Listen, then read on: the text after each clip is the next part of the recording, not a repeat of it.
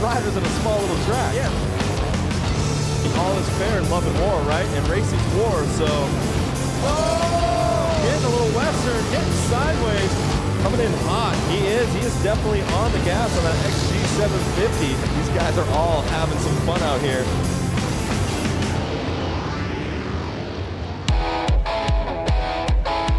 The epicenter of motorcycles, Milwaukee, Wisconsin, will tonight get invaded by every bike imaginable and by riders of all skill levels who have all traveled to UW Milwaukee Panther Arena.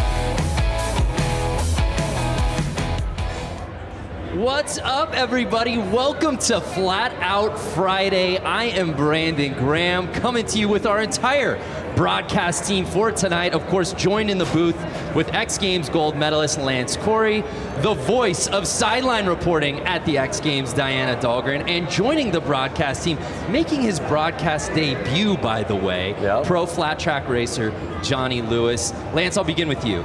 You've been here since year one. You've seen this thing grow and evolve.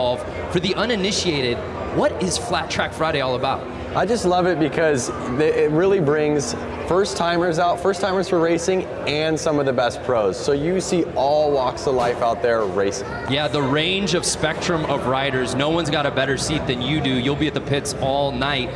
Talk to me about the personalities we find out here at Flat Out Friday. I mean, you're going to have guys that don't talk, you're going to have guys that talk a little bit, you're going to have guys that crack jokes, and I'm going to be bringing all their personalities and the stories down in the tunnel. Yeah, absolutely. Along with Johnny, talk to us about what you're doing tonight. You will be bike breakdown, giving us the science behind everything out here tonight. Yeah, it's going to be pretty interesting because like there's a large difference of riders out here. Just like Lance said, it's from scooter racers to the hooligan guys on race prep motorcycles that are pretty heavy, and then you got the professionals, like you said. So the motorcycles are extremely fast. It's a tight track. It's gonna be really good racing. Every bike you can think of, every racer you can think of, complete mayhem coming to you now. Let's start racing. The fans invading UW Milwaukee Panther Arena, getting ready to watch absolute mayhem take place on this 1/16th of a racetrack, Lance Corey. Over 15 different classes of racing we'll see out here tonight, beginning with right there, the JV semis will be kicking things off. At the open amateurs, we have the women's main, scooter main, PW50, that's what the bike I started on right there. Oh, little 4-year-old Lance? That's right. The Boonie main, that's my favorite right there. Expert main. And if you've never watched this before, you're going, what do all these things mean? Don't worry about it. We got you covered. Obviously, we've got Lance here in the booth. We've got Diana down on the course. And of course, we have Johnny Lewis breaking everything down for us. Johnny, how's it going down there, man? It's pretty loud. So Johnny will be reporting to us live from the course all night long, giving us the behind-the-scenes access on everything. Talk to us about this opening class, Johnny. Man, there's a lot of guys out here. They had to split the classes. There was 100 riders down to 3 classes, and this is the JV class. The guys are relatively new to flat track, and we just kind of got into it, built a bike, and now they're out here racing. It's pretty wild to see them out here opening the show. Yeah, well said, man. We'll be coming to you all night. So Lance, we've kicked things off, bud. Racing's looking good already. These guys are they're already warmed up. They've been out there racing all day to get these lap times. Now, talk to us about this course and the setting for those who are just tuning in for the first time. What makes this course so unique here at the arena? So what's incredible is, to my understanding, it's a hockey arena. Right. And before this was set up, there would have been ice out there, obviously. There is not ice out there right now. But there was ice at some point. Oh, I see, but so not now. when they take all that away, the concrete is shiny and it is slick. It's like being in a big store where it's kind of like slippery, actually. Okay. So they end up spraying Coke syrup down, and they let it kind of dry, and it gets really tacky, almost like being at one of those gross bars or something where your feet I have no idea what you're talking about. Your feet kind of stick to the floor, They do that so the tires actually have some traction. 1 lap to go, you see, and there's the checkered flag. And again, we talk about the dimensions of this track. This stuff is at a torrid pace. If you've never watched Flat Out Friday, if you've never seen flat track racing on this scale, don't blink. No, it's incredible. It's almost like racing little mini bikes inside of your garage.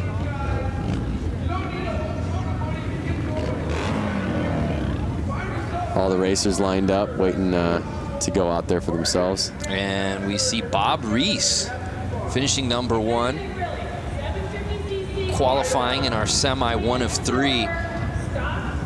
As Johnny said, there were so many people in this event that they had to divide it up now into 3 different heats of this JV semi. I don't think that the underside of this arena has ever seen this many motorcycles or people inside of it. Yeah, I've never seen. We were here obviously for this last year. We were here for Harley-Davidson 115th anniversary just a few months ago.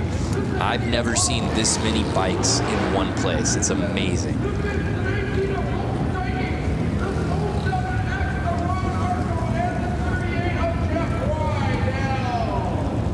There's a great shot at our track here at the starting line. And one thing you'll notice as we get through these classes, right, Lance, is there's so much differentiation in bike. You'll see categories where you'll see dirt bikes, 450 cc's going against 750 cc's, and it really boils down to traction. Yeah, you're gonna see all of these guys out here right now. They're all on the Sportster platform. They're street legal bikes. That's kind of what makes it a hooligan class. And they're heavy, and they don't have much room to get these things to turn, so it can get squirrely. So this is Hooligan JV Semi 2 of 3. Oh, like that. 2 bikes down already. Pardon my getting on top of you right there, but no, that's what it's all about, and that's par for the course here on Flat Out Friday. I got excited to call that out right after I was saying you're going to see some squirrely riding. You can see them with the yellow flag out. That means some riders are down on the track, so kind of take it easy. And you can see all the riders kind of bunching up because of that yellow flag. It forces them to slow down a little bit, to be careful so they don't hit somebody on the track. So it gets the race a little tighter. Right there, you see a pass. Yeah. And we'll see Rydell in the lead right now. Is anyone going to catch him? 2 laps to go. No yellow flag out anymore, but the white flag is out. 1 lap to go. And now he's lapping people. Lappers can be dangerous, though. And 38 Rydell with the claim, the fist pump. He went double fist pump. I saw he went left to right, back to the left. He's stoked. He's moving on. There's 100 guys here in this class. He's stoked to qualify. I would be too. The JV main will obviously go on a little bit later as we take another look at that crash.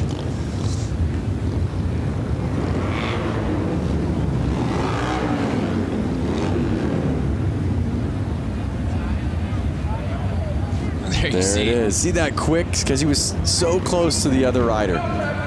Quick flag change. And again, if you're just joining us, we're in the midst of our Hooligan JV Semi 2 of 3. Jeff Rydell taking the win there, qualifying onto the main. Absolutely the jewel in the crown of motorcycle racing, hooligan racing, indoor racing, this type of racing in the United States, hands down. There's a little bit of everything here, and the focus really is on fun. Look how huge. And there we see the kits. We should, again, different types of bikes, different types of riders. I think the highlight for almost all of us here is beyond the dressing up of the bikes is the dressing up of the riders themselves. Yep, that's for sure. A night like this, they kind of throw on a costume. You see a man right out there in a tuxedo. That's your type of tux. In fact, I feel like that's what you wore to your wedding. It's kind of a full onesie tuxedo. A full sublimated tuxedo. It's like it's a glorious, it's not a tuxedo t-shirt, it's a tuxedo onesie. Yep. But again, that's the cool thing about this class. I mean, these are their bike. Look at the bike closest to us. Oh, and a guy pulled in front of him. But look at the guy closest to us. Yeah. He is actually, you could see his speedo gauges on his bike. This is not a race bike. This is a bike that he takes to work and back, and he wanted to race. It's so cold outside. He's like, you know what? I'll race the race just so I can ride my motorcycle inside today. Oh, and it was 69 getting the whole shot. Nice. Oh! But he's cut on the inside by 00, the Tux man. Can Brandon Gonzalez get back up there to 00? I see the yellow flag out, and Brandon gets him.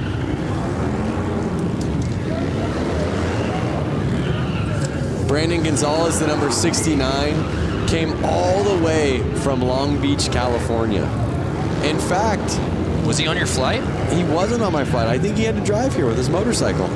No can you bring a motorcycle up on a plane with you, Brando? That's a great question. All of these riders had to get their motorcycles here somehow, and I think most of them drove through the snow, through the rain, through the crazy weather we're getting right now.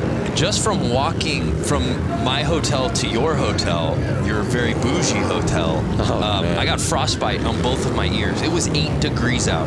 Yeah. Can't imagine being on a bike out in this weather. So 8 degrees out today. They're inside, they're warm, they're racing, everyone's having fun. And Brandon is staying in front right now.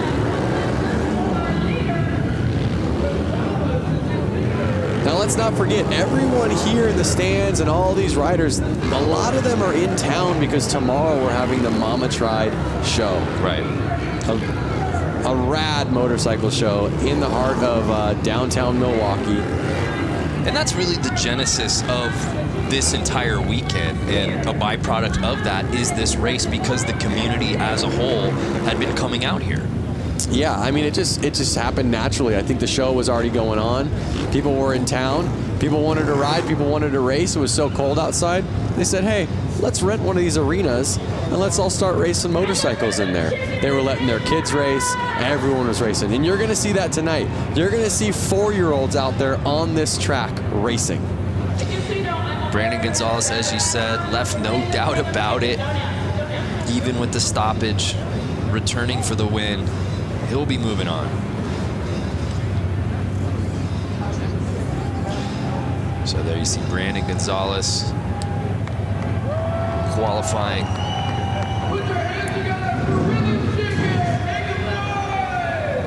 So I hear the crowd getting loud out there.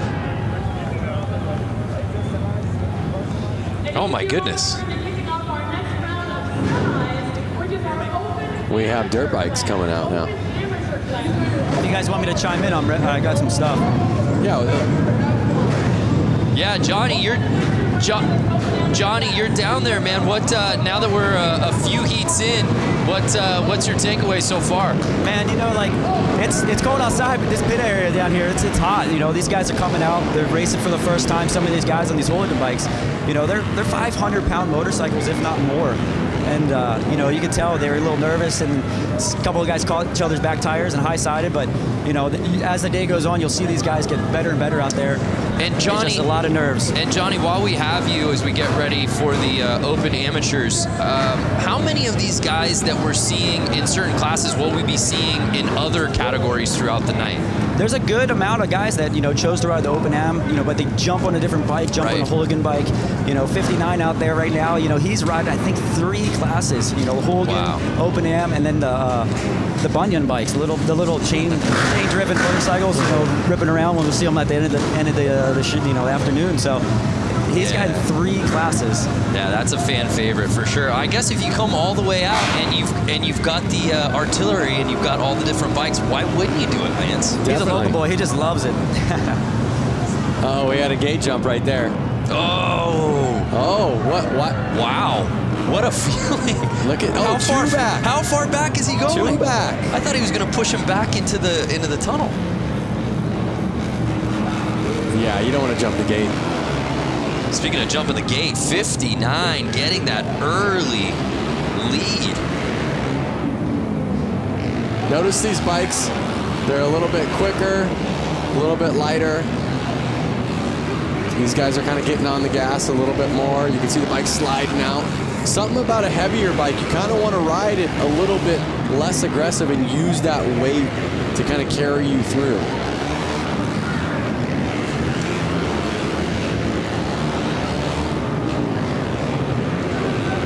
So Kilkenny leading the way right now.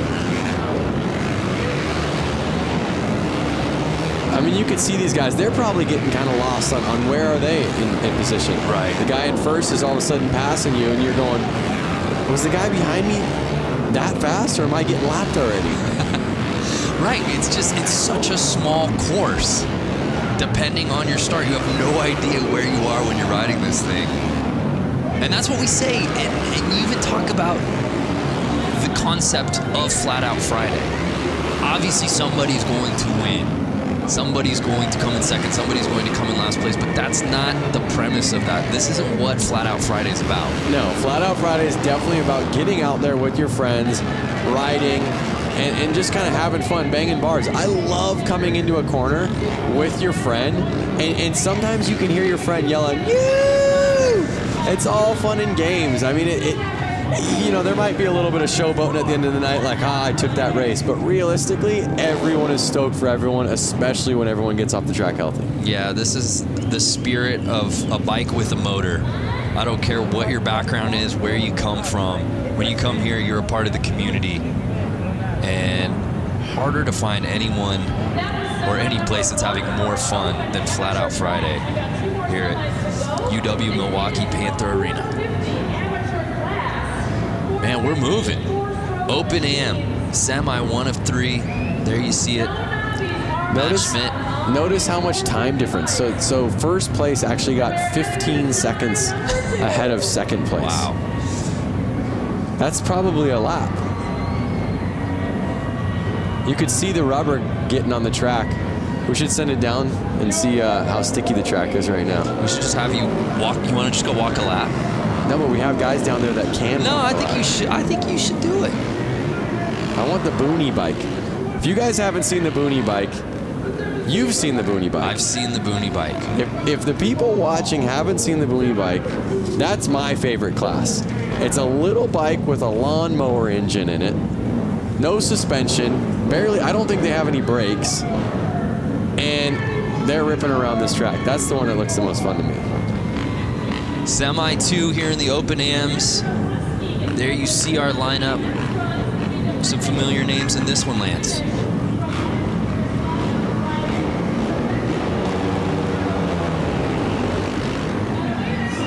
Whoa.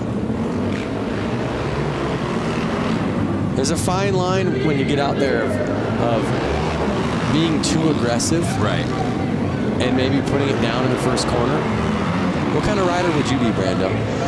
Yeah, I think I'd go aggro right out of the gate. Would you? Yeah, it's the Ricky Bobby mentality. If you aren't first, you're last, right? Okay. So you kind of go for it. But as we were talking about before, it's so hard, probably midway through that first lap, to really, if you're not in the lead, knowing where you are. Yeah, for sure. And you just kind of want to keep picking off the person in front of you, picking off the person in front of you.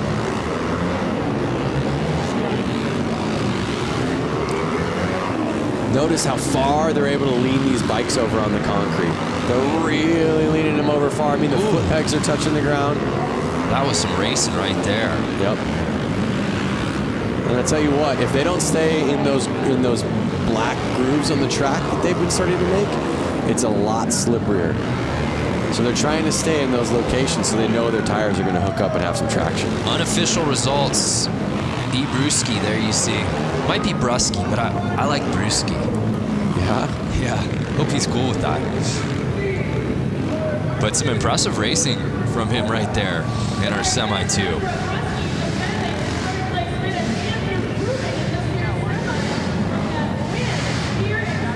Take a look, it was that 38L bike who I believe got the whole shot early.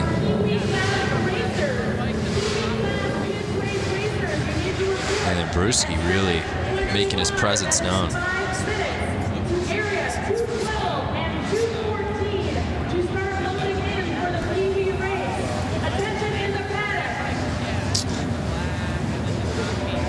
So our results are in. You see Brewski and Blasky. So 1 and 2 qualifying forward. Yep. I was just going to say, you see the Q on the side of their name. That's what is kind of letting us all know that they're going to make it to the main event. We're still just in the semis right now. These are just every rider that signed up. Towards the end of the night at this show, you're going to have all of the fast guys battling. That is really where it gets intense.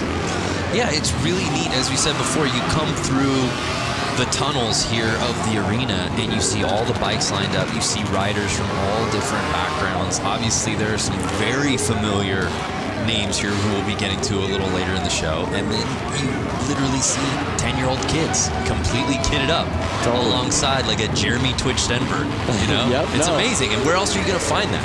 No, exactly. You do see Twitch out there, who's well known in the motorcycle community, taking photos with all the kids that are geared up as well. I was one of those kids at one point, and I see little PW50s out there, the little teeny dirt bikes, and it brings back such good memories.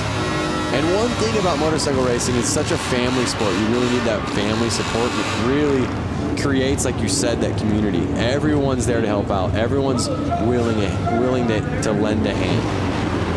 And they're off.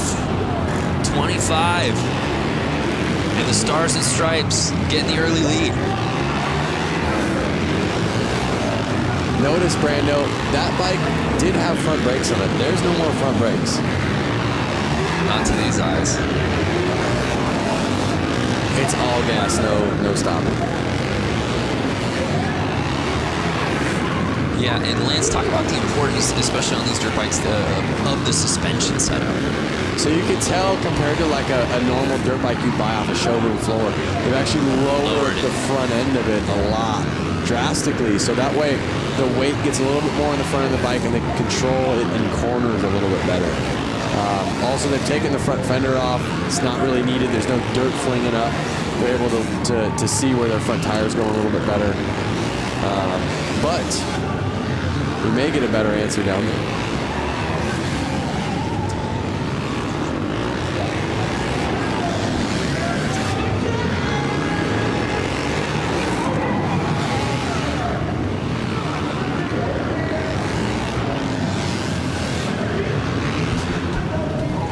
So the unofficial results are in. And it's C-Funk, who looks to be qualifying to the main.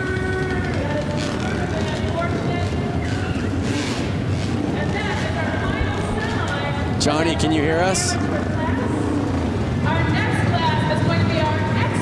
Johnny, can you hear us? I can hear you now. All right, so you're down there. You've been seeing the Hooligan JV class with the Sportsters. Now you're seeing dirt bikes get out there. From a ground level, what bike do you want to ride? What do you see a big difference in what's going on?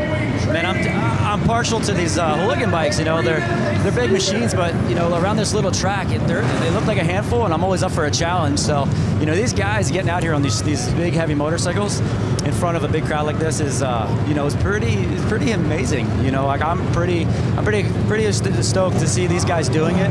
Now you're going to get out here and see these pros get out here and do it.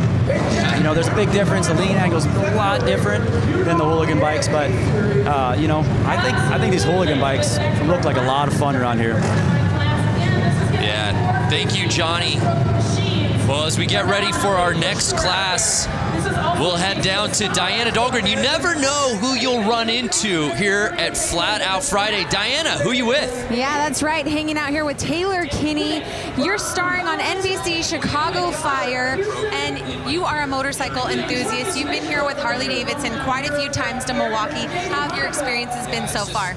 I came up, I think, August of 2018. Sorry. Whoa, guys! Hey, there we go. For the 115, the Harley anniversary, came up, had some cheese curds, rode around, saw the streets, saw the lake. It's beautiful, and then coming to the track, I couldn't be more happy. So you got to get out on this course earlier today with guys like Jeremy Stenberg, Buddy Settle, Johnny Louch back right behind us. How was that riding on the course? It was fun to rip around the track. We got here early. I think we were the first ones out. The concrete was a little cold. Tires were a little cold. We slipped around a little bit. Twitch came out. started lapping us. Buddy came out, started lapping us. We picked up the pace and had a good old time. But yeah, after seeing what the guys are doing tonight, I was telling a couple of the boys, I think I would have ended up in the hay. Well, big round of applause. You didn't end up in the hay this morning. Thank you so much, Taylor, for coming to Milwaukee with Harley-Davidson. It's an honor to have you at an event like this. Guys, we're going to send it back up to you. God bless. Thank you. Love it. Hollywood taking over Milwaukee out here today at Flat Out Friday. Fans watching right now, are you interested in riding flat track at this summer's X Games in Minneapolis? The 2019 Harley Hooligan qualifier goes to LA this year, taking place at the Born Free Motorcycle Show on June 20th. Keep an eye on Harley-Davidson social media and how to register. It all goes down on Harley-Davidson social media, and you can find out more info at xgames.com.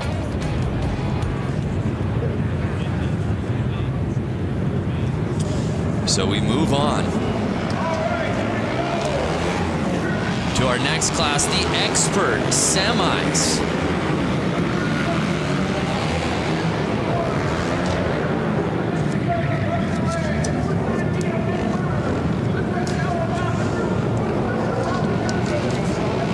So here we see our first heat of the Pro class. Jumping up to the line.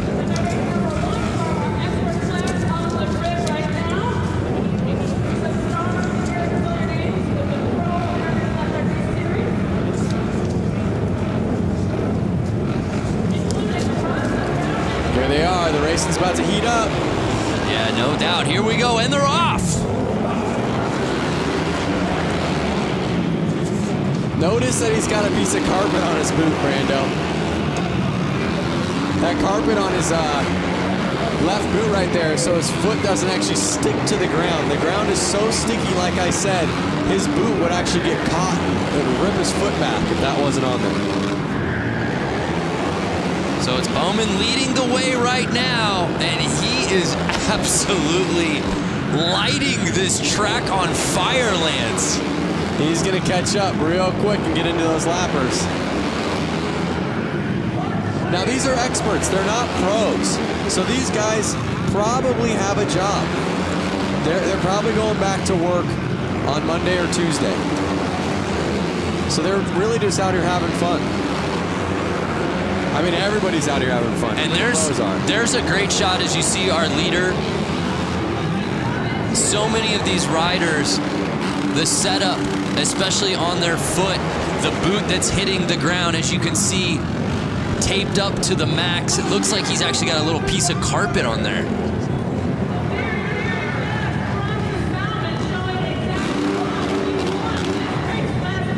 There you go, he's stoked.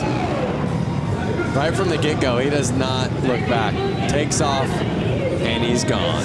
That's what we call a no-doubter, Lance. Bam. See him lift his foot so he can kind of bring it over those cones that are saying, hey, this is the inside, don't go any further.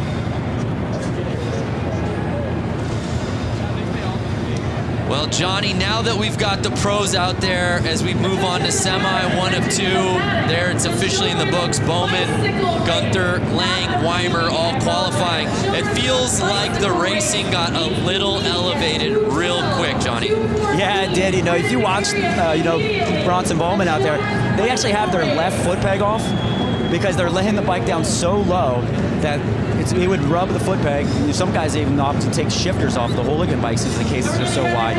So, these pros now, they're just laying the bikes down so low, getting the direction change. It's pretty amazing to see them out there doing this on a track that's 100 feet from inside to inside.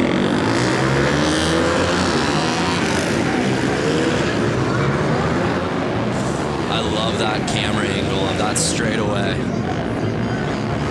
as our next heat moves up. Look at them coming out. They're just so fired up. That lap that they just hit, they were behind the gate. They're like bulls waiting to go. I'm telling you, everywhere it seems like it's raining or cold. These guys are stoked to be inside, warm, riding their bikes with their friends. And there's a look at our semi 2 of 2 roster here in the expert class. 8 riders. Half of this field will be moving on to the final. Who will those 4 be? Let's get ready to find out.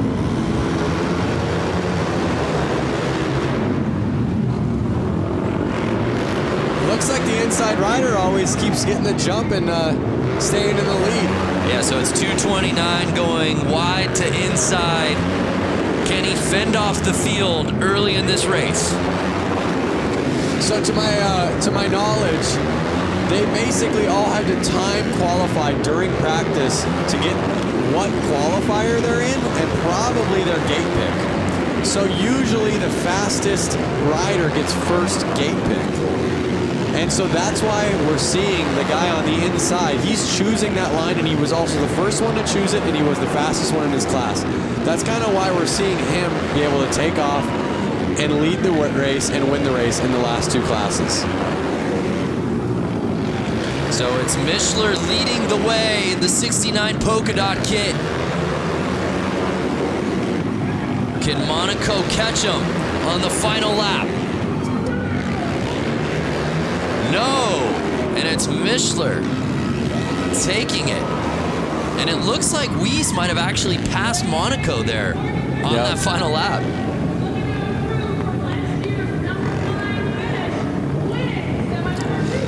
Brando, what's the most CC bike you've ridden?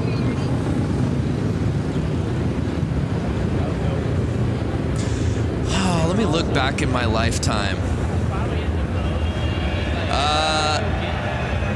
You know what? I think it's got to be a 900. A 900. A 9.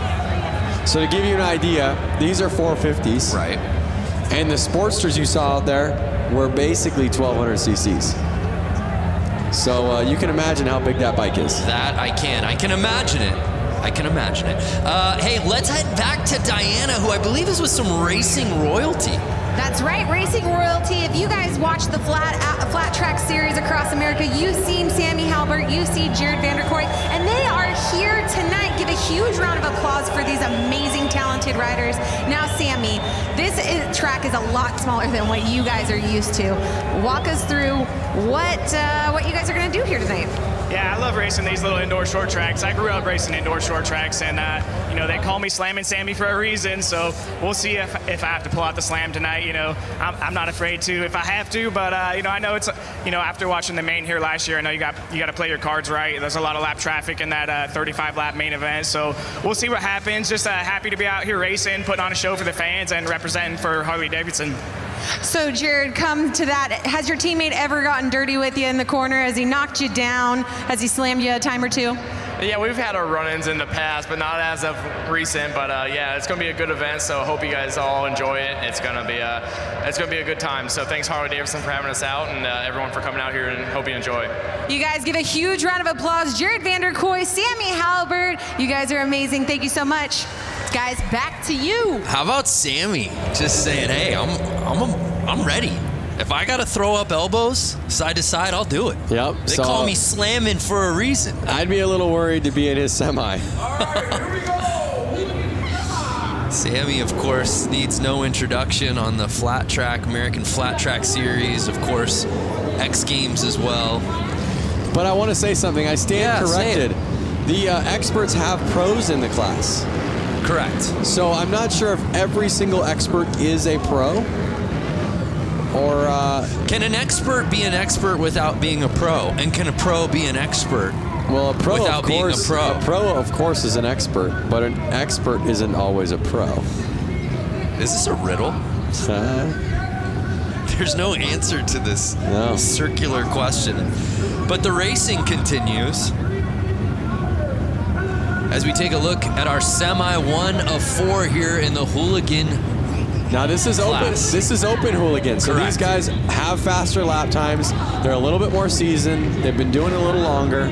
We're going to see a little bit more carnage here. These guys want to win. And also, just look at the size of this field. Again, though, it's not something that they want to win. We saw some gate jumps. It's not something that that they want to win just to be winners. They want to keep racing. So this is just a semi. Right. Yeah. They want to win. Very good point. Just so that they can go out there. They can just again. stay on their bike. Yeah. So if they don't win or they don't get the top position in this, they're not making it to the next round. Right. And most of them, they drove so far to get here. They just want to make it to the next round and get more laps out there. So you see a bunch of bikes getting back there in the third starting position. Those are all the guys that jumped the gate. Kind of teach you a lesson right there. Take you to the back of the classroom is what they do. And they're off.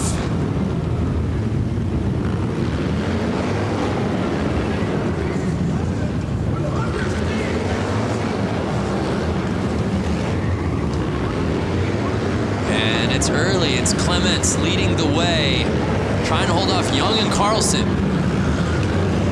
I know Clements himself traveled all the way from California to get here, so he wants to stay out there. He wants to keep racing. And is there a better outfit early on than Carlson's tassels? I'm getting a very Lloyd Christmas briefcase money look.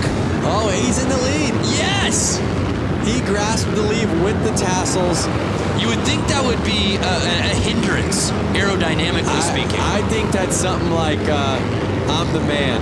Watch out for me.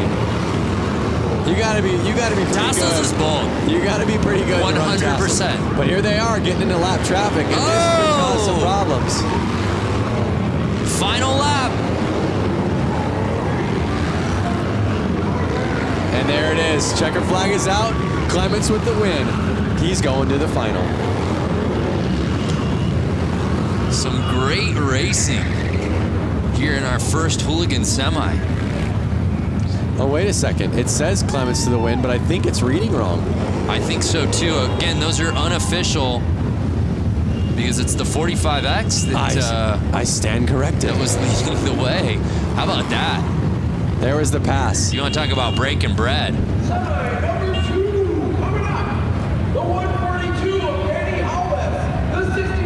Again, some guys will wear the tassels to be noticed. Hey, look at me. Yep. And other guys are just that bold. I think he had a little mixture of Benny Carlson. It was Benny Carlson that wins it. And notice he's the only one that's going to qualify. Jason Clements, all the way from California, is turning it around.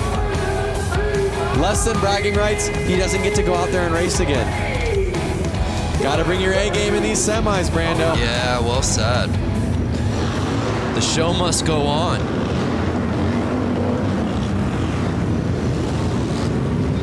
Here our next class jumping out. Notice the difference in gears. There's a couple guys in leathers and there's a couple guys in more of motocross gear. Yeah. I myself would want to be in leathers. If I hit the ground, I want to be in something that's going to slide well. Okay. Something that's going to protect my skin. So it's interesting to see, who chooses what. Hypothetically speaking, you're wearing your leathers. What's Lance Corey in this class? What are you wearing? What do you look like? I look like number 100 right there. Dialed. Ooh. Even number 81 back there, he's got leathers on. So you go Johnny Cash. I go Johnny Cash. I would be in a Harley-Davidson jacket and chaps. Well, we'll have to get you out next year, Lance. Out of the booth and onto the track.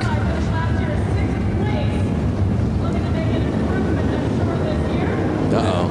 Oh! That was some jumping. So he wore leathers, he was there with the protection, but he was a little too anxious. Well, and you think about it like this, Lance, right? Most of these guys have been getting practice laps earlier in the day, and there was some racing, some qualifying, even to get to this point before we even went on air. But a lot of times now it's getting to sit and wait, right? You've been waiting for this moment for your name to be called. Adrenaline is pumping. Yep. Can you really fault these guys for false starts right out of the gate when they've just been waiting? No, you can't. There they go. That looks like a clean start. 142 with the whole shot. Holbus in the whole shot, and he was again on the inside line. You're seeing that inside line pay off well. Will he cling to that top spot, though? It's looking promising so far.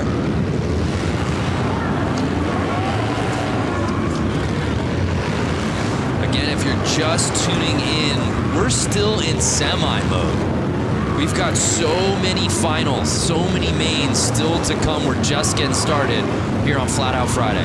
And like I said, Brando, my favorite bikes haven't even gotten out there yet. Noted, Lance. The Boonie bike. The bike that's in your shed, that your parents had, that you pull out and you clean off and you pour some gas in it and it starts right up. I can get 70 miles to the gallon on this hog type of bike. You love that movie, don't you? Yeah. It's the only movie I've ever seen. Dumb and Dumber. So Holbus on final lap. Can he hold on? Oh. And he held it. Is that our guy Louis Louders that came in second there? Yep. We've seen Louis Louders at the X Games hill climb. Along with his brother. Yeah. The Harley hill climb. Again, these are guys. Louis Louders is a guy, he runs a Harley-Davidson dealership. Yeah, has a dealership. So he was probably at work yesterday. I believe he's a Wisconsin guy, if I'm not mistaken. But we've seen him travel for the love of amateur racing. You know, like you said, we've seen him in Aspen, Colorado, hill climbing. Well, who's turning down a trip to Aspen, Lance? Again, Lloyd and Harry is not going to turn down a trip to Aspen. You brought it up! Oh, man. I didn't reference it this time. Hey, the Rusty Butcher. That's not Rusty himself, I don't believe. It's a teammate. That's a teammate of the Rusty Butcher. Yeah. But the next race you see open Hooligan semis. Here's some of the Hooligan hotshots. I see Suicide Machine Co., like you said, a Rusty Butcher rider. So these are some of the guys that kind of really made Hooligan fun again. Make Hooligan fun again. I've seen you wear that racing hat. Fun again. Rusty Butcher gloves right there. Twisting the grip. Pair of Thrash and Supply gloves right there. Whoa! Twisting the grip. Thrash and Supply Co.? That's right, baby. Like you said, a lot of these guys' palms are probably sweaty. They've been waiting around for this race. They're fired up. Palms are sweaty. Don't do it. Spaghetti. Don't do it. I knew it. There they go. Clean start. 963. Mikey Virus, a Rusty Butcher, got the lead. He was on the inside line again. What a clean looking bike. I was just gonna say that. These guys build these bikes specific just for this event. I watched Mikey and the whole Rusty Butcher team assembling these bikes. Oh, a pileup. A pileup. I hope we got that so we can see it in a replay. But you see the yellow flag out, they're kind of having to take it easy. You see the gas on the track. Yeah, we gotta take another look at that. Speaking of setting a bike up, you got the opportunity to build a Harley-Davidson this week. Yeah, I've been in Milwaukee for 3 days now. We have a competition called the Brewtown Throwdown. Correct. Where basically two teams built bikes. You guys might have seen this in the show a little earlier on, but we were able to build 2019 Street Bobs. We had 2 days to do it. My team, the Quick and Easy team, we made a bike that was kind of replicated after a 1940s flat track race. So something a little bit more old style. The other team, Super Bob, I want to say? Yes. Super Bob, they made a bike that was a little bit more Supermoto-ish, a little bit taller. To me, it looked a little Mad Maxy. I'm digging my bike. I hope you guys vote for my bike, Quick and Easy. Yeah, tomorrow. both are beautiful. Check it out on the Harley social and then also Lance Corey's social. So we might be able to see the crash. There it is. Two riders must have collided. Suicide Machine Co. Yeah, it's great, actually, all things considered, that there wasn't more carnage there. Yeah. Only the two bikes went down. You see them getting the gas off the track. There you see Mikey qualifying out of that entire group. Only Mikey moving on. But again, Mikey Virus came all the way from Los Angeles, California. So a guy like him, he's stoked. Amazing crowd on site here at Panther Arena to watch what has really become an annual tradition. Now, here you have the Rusty Butcher. Yes. I've seen Mark Rusty Butcher win this race before, all the way through, all the way to the end of the night. He took it home with a W. Then I've seen him come back the following year and I think crash out pretty early on. And again, he wasn't mad that he didn't win. He was mad that he wasn't in the final to race more. So what's going to happen tonight? Yeah, he flip-flops, right? Yeah. Either wins or crashes out. Yeah, it's all or nothing. Then I guess it's an odd year, 19. I feel like he's gonna go the distance. He is absolutely a fan favorite, though. There's no doubt about that. He's a fan favorite, but right out there in the crowd, I see Jeremy Twitch Stenberg, FMX icon, someone that I grew up racing riding FMX with. So who's gonna take it home? A lot of these guys all practice together. They're from California. Let's see how they do. Getting the lead early. Can he hold it together? Mark's looking real smooth.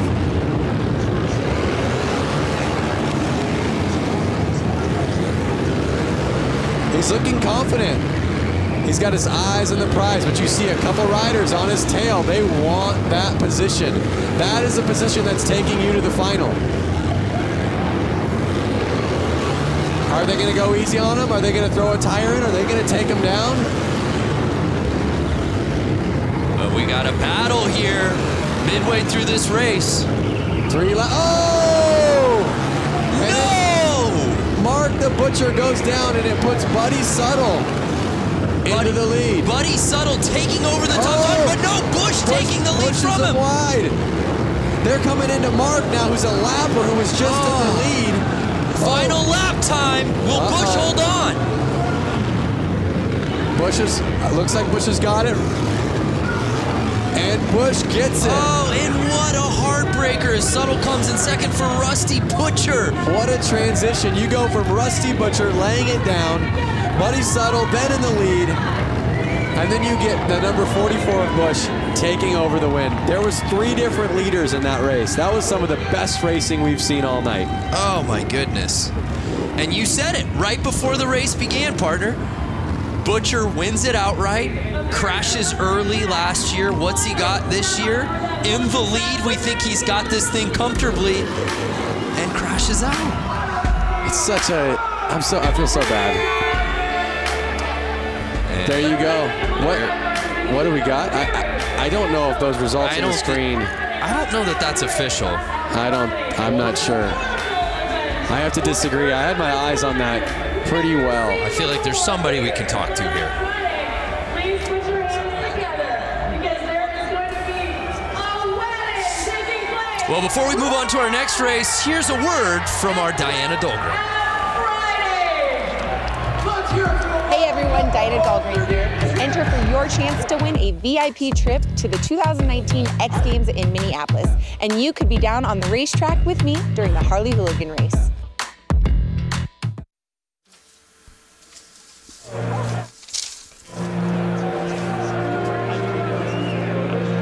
Check out the kids down there. On bicycles, pumped up. They got their helmets on. They're ready to go. They've got more energy than the older guys, huh?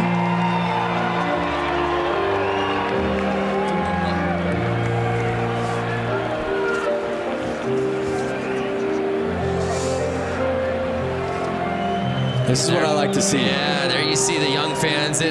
Flat Out Friday brings out everybody, including some influencers who came out and were able to take some laps around this course. Let's take a look at that. The track feels really good. We got a little practice in there. It was fun. I grew up racing motocross, so it was cool to do this. It's something different and something I definitely want to do in the future more. It was fun just to go out and get a couple loops in, watching these guys follow lines and get a feel for the track. It's my first time actually even touching concrete. I've seen so many videos of everyone barely scraping their primary and eating it, so I was trying to be cautious out there as much as I could. It's pretty tacky, but it will spin a little too, so I think it's exactly what you want. It was awesome riding with these 2 big trees. But I honestly think we got them. Yeah, I got to keep it on 2 wheels and yeah, not crash. I got 100 cheese curds on Buddy to take the whole thing. Some heavy hitters. Yeah, there you have it. That are part of it. And there's your bike. Yep, there's the bike that I just got done building over 3 days. She is a beaut, man. Well done. Oh, I'm so stoked on her. I really wish I could take her home. Notice how the front and back tire, they're the same size. I love that look. Yeah, everything about it. The paint job, it just, it's an excellent motorcycle, Lance. You should be really proud of yourself. Hey, thank you very much, Brando. And there is the other bike that the other team got to build. Yeah, that was Diana Dahlgren was part of that team. And as you said, a little bit more of a Mad Max kind of racer look. I really like it. Hey, we're still in the middle of all these semis. Let's send it back down to Johnny. Man, that last race had a little bit of everything. Johnny, are you there? Hey, I can hear you guys now. Sorry, we had a little technical thing. No, I was just saying that racing kind of had a little bit of everything. Some big names, obviously. Rusty Butcher, we thought was going to take it, going down midway through that race. Yeah, you know, he just got in there and the bike started chattering a little bit and the front end went away from it. You know, he started getting that lead and started riding a little tight. And when that happens, you know, the bike just kind of handles differently and he got that front end push and he lost it. So, you know, that's been kind of a thing that's been going on a lot lately is, you know, just guys, you know, getting offline that little bit and somebody snicking on, you know, right underneath of them and then bumping by. That's how, you know, Carlson got the win that last, you know, the one before. He just, the guy ran wide a little bit and just snuck up the inside. So, you know, that's what it's going to be all night long. It's just guys kind of, you know, jumping in and, you know, when that opportunity comes available, they go for it, and that's going to be the race in the night. Yeah, and Johnny, Lance had said it really seems like the theme is whoever's got that inside start has seemed to get the whole shot. Are you seeing that too down there? Yeah, you know, that's why they did the qualifying for the guys that, you know, the bigger classes today to provide that opportunity to kind of you set the stone right out of the, you know, practice staging. You know, get the guys out there, get a good lap time, get that pole, you know. And that's kind of the key of the race, you know, just trying to get that pole position, keep doing it, you know, throughout the evening for that main event. Thanks, Johnny.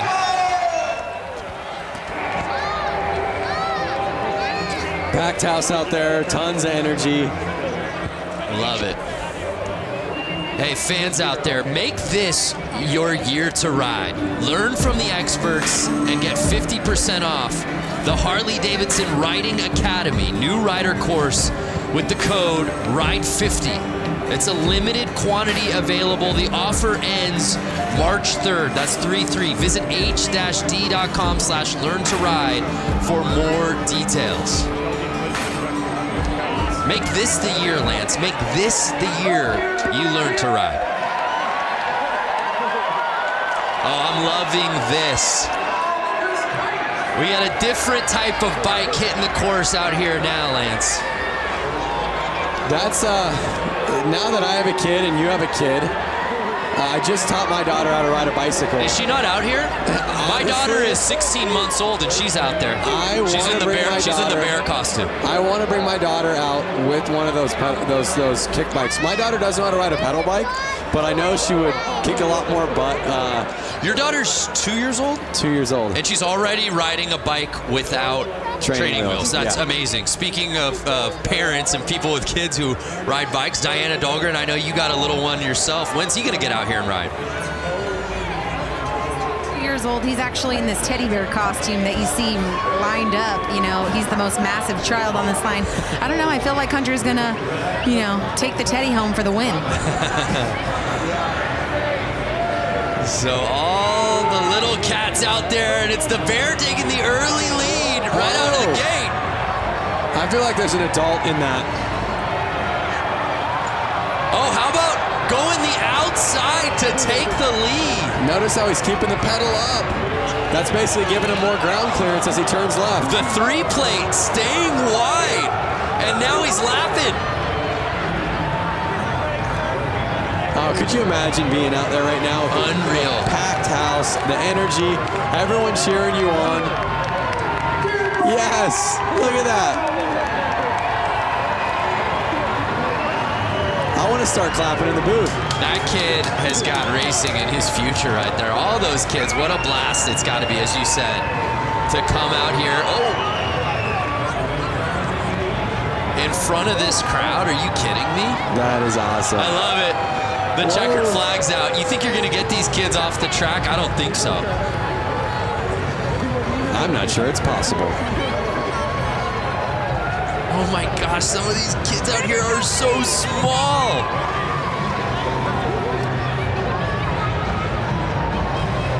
Speaking of kids and bicycles, Lance, I know you just got a new bicycle. I did just get a BMX bike. I grew up riding BMX bikes my whole life, which I'm sure these kids are going to do. I'm sure most of these people racing have done. Most people in the stands. And it just was something that, it was like a calling of like, you need to kind of go back to what you did as a kid and find that real organic fun. And did you find what you were looking for? I found exactly what I was looking for. According to your Instagram all last week, it seemed like you found it pretty much every day at the park. Yeah, I went to the skate park every day and had a blast. Look at that little kid cruising his little pedal go-kart.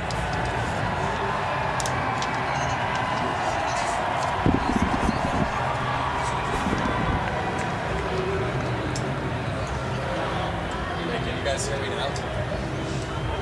Yes.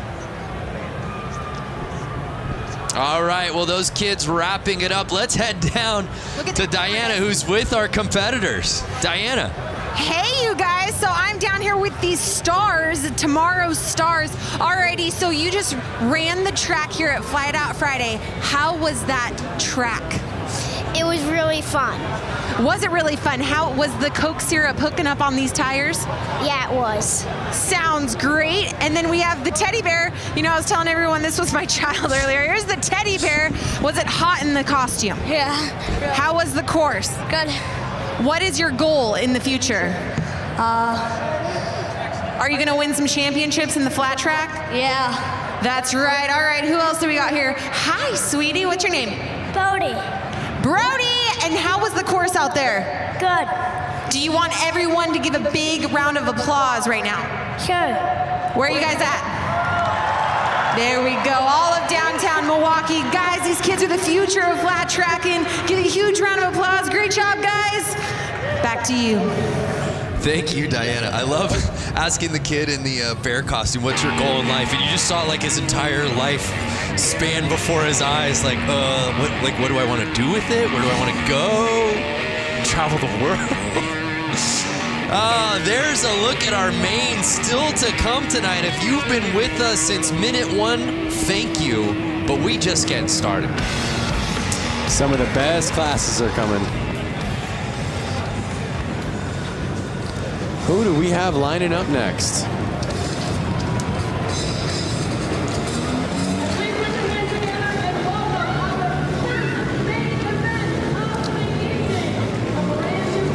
So here comes our new class, and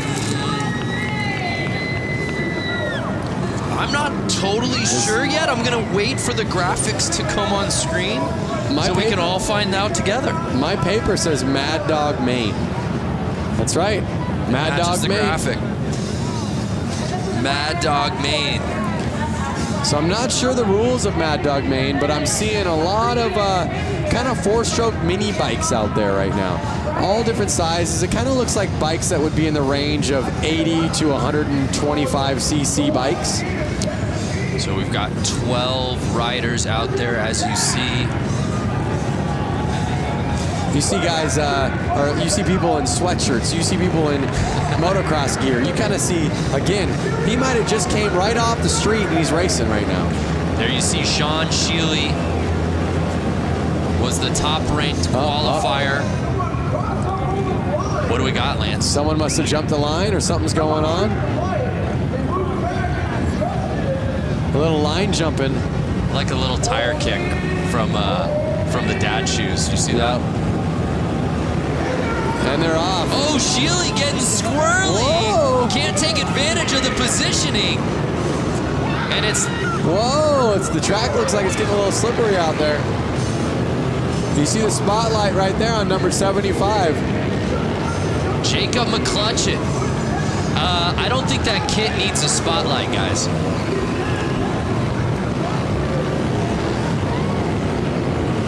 Now again, this looks like a bike that's a little too small for that rider right there. And but again, sometimes riding the smaller bikes is more fun. And it feels like, again, traction, the name of the game on a course like this. Having that bike control. Oh, we see a pass. Bike control is key out there. Smooth and steady wins the race. You saw, like, just like Johnny said, Mark the Butcher, he was getting a little hard on his bike. He was riding a little too fast. Because he lost his smoothness, he ended up letting it go. So it's Ryan Steven leading the way, and it doesn't look like anyone's going to catch him, Lance.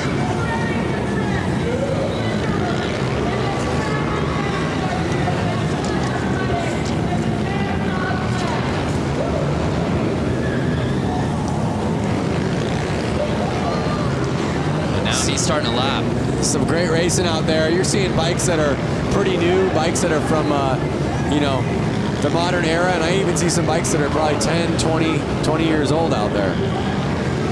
It's interesting to see how the technology on these bikes hasn't changed much. Mostly visuals, mostly just the cosmetics, the plastics. So final lap, and it's Steven taking the win, at least unofficially, but to these eyes, you can pump that fist, Steven. Ryan Steven taking the top spot, followed by McCutcheon. McClutcheon, excuse me.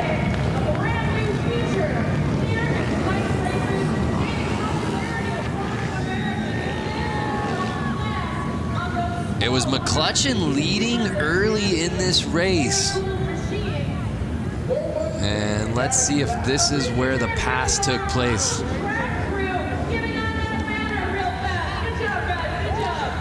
So one thing to keep in mind, Brando, lines in racing are a key to how fast your lap is. So basically, what is the quickest way around this track with staying the smoothest at the exact same time? So you can almost look at it as, if I walk this track on my feet, what's going to be the easiest way around it? Well, it would be on the inside, right? So on the corners, you want to be on the inside. But you couldn't stay on the inside and be smooth if you were staying on the inside on the straightaways. So they're riding wide to stay smooth so that they can ride the inside on the main part of the corner, which is going to get them the shortest line while staying the fastest, while staying the smoothest. Thank God you had an answer. That felt like an SAT question. The making of a riddle. I mean, it's just a big deal. And I'm just thinking, if somebody has never raced before, and they've only maybe driven a car on a public road, or maybe haven't even driven a car before. The strategy seems counterintuitive. Yeah. So you're always wanting it to ride the shortest line, but also at the same time, what is the smoothest way to do it? Right. So here's the JV Hooligan main.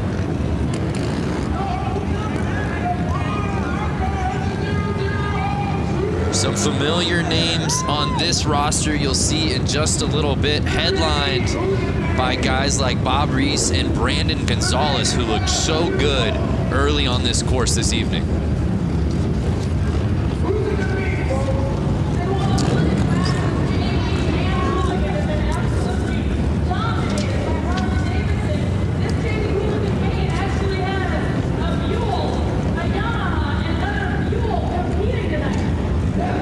Got 3 different bike manufacturers out here, but it's certainly Harley-Davidson dominant in this class.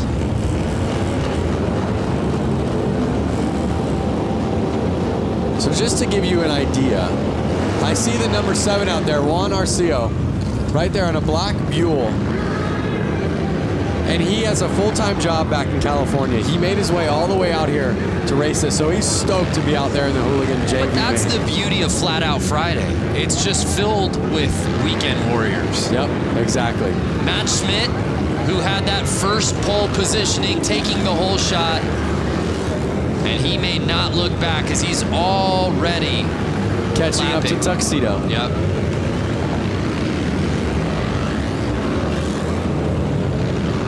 Lappers pushing wide right there.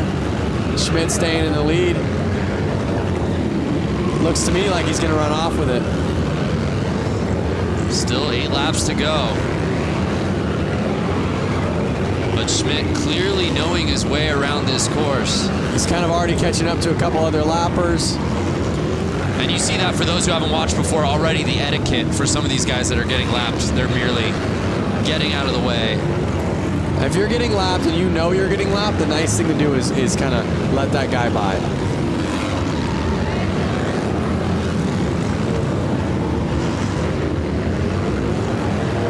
So let me ask you something, Brando. If you were out there, what type of gear would you be in? The tuxedo? Yeah, I think some version of that tuxedo. I live my life business casual. You know that. Maybe a blazer over it, perhaps. Like maybe a nice leather blazer. Okay, because I do agree with safety and protection, just like you would be in full leathers. White flag's out real quick. Schmidt staying in the lead. Schmitty. I don't know that he likes to be called that, but it just sort of rolls off the tongue. And then the 721 plate, Matt Schmidt had the lead from lap number 1, and no one could take it from his Kung Fu grip. As he takes the top spot in the Hooligan JV main.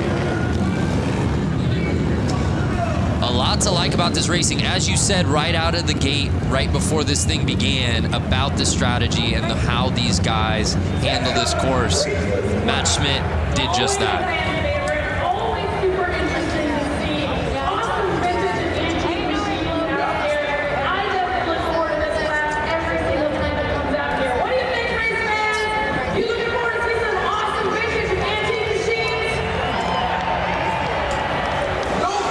So it's Matt Schmidt taking the top spot. There's a look at our results from the Hooligan JV main.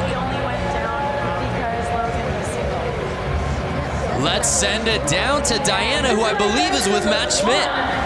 A huge round of applause for Matt Schmidt, who's taking the win here in Hooligan JV class. Matt making that look so easy out there. It looks like you belong with the Hooligans. How was the course? The track was awesome. It's the first time I've ridden concrete, and I signed up late, so I got stuck in JV, but it was a good first outing. I got to thank SNS Cycles, my co-workers, my friends. They gave me a good seed to ride this evening, so thank you, everybody. Congratulations, Matt. Guys, give him a big round of applause, and guys, we're going to send it back to you at the booth. Yeah, Matt Schmidt looked so good out on that course, and again, you're just seeing the level pushed as we move on throughout these mains. But like you heard him say, it's his first time riding on concrete or racing on concrete. He was saying thanks to his co-workers for helping him get out there. So you have a guy who again, does not do this by trade. Right. He's an enthusiast, he's a gearhead, he's a motorcycle rider. Which blows my mind when you say that, when you look at how he raced out here tonight to win that thing. Looked so comfortable, and oh, by the way, he's never raced on concrete before?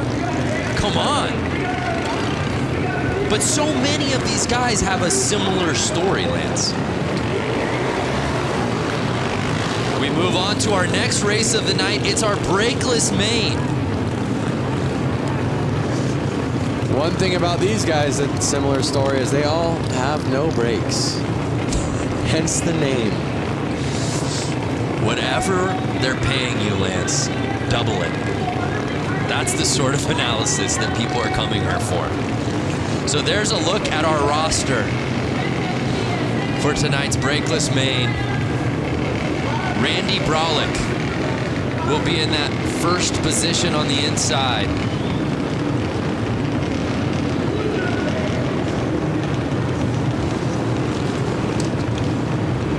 You see him lining up right there.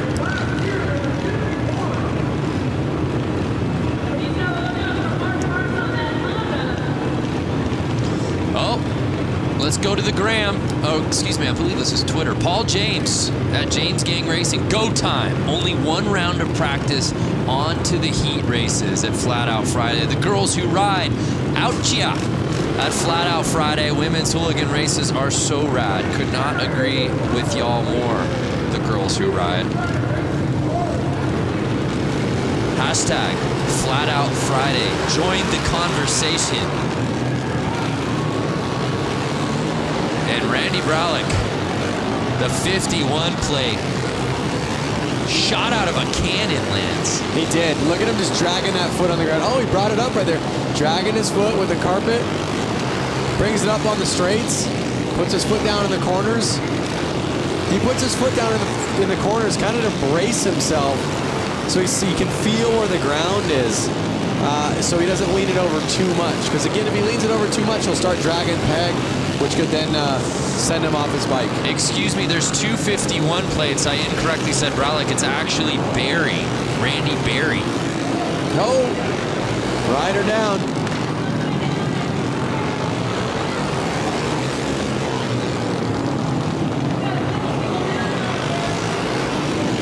And the Stripes are able to get the bike off quickly there.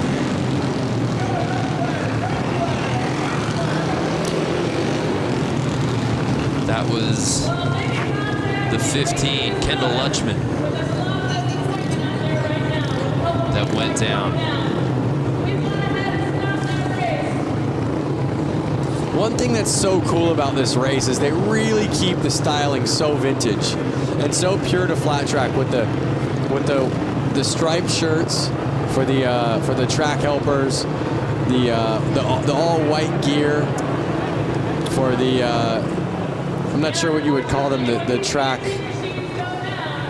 kind of flaggers, and I guess they're the flaggers. Oh, it looks like he's hurt maybe. Yeah, so we have eyes obviously down there on the course. Diana, what'd you see? What happened there? Yeah, so basically it just went down in the corner, but what my angle shows is that his leg got trapped under his bike, and it just took a couple. Right now, with the red flag, since they got so many, and they're going to do staggered start. We losing Diana there due to some tech difficulties. We'll try to clean things up, but that's a tough go.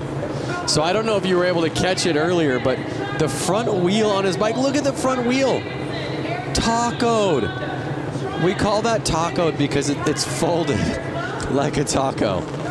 Oh, that's why you call it taco. I'm done trying to help No, I you. gotta tell you, the stuff that I am learning from you, Lance, is just blowing my mind. Doesn't look like he's doing too well. I mean, he's back up on his feet, but yeah, it's good to see him popping up. But how?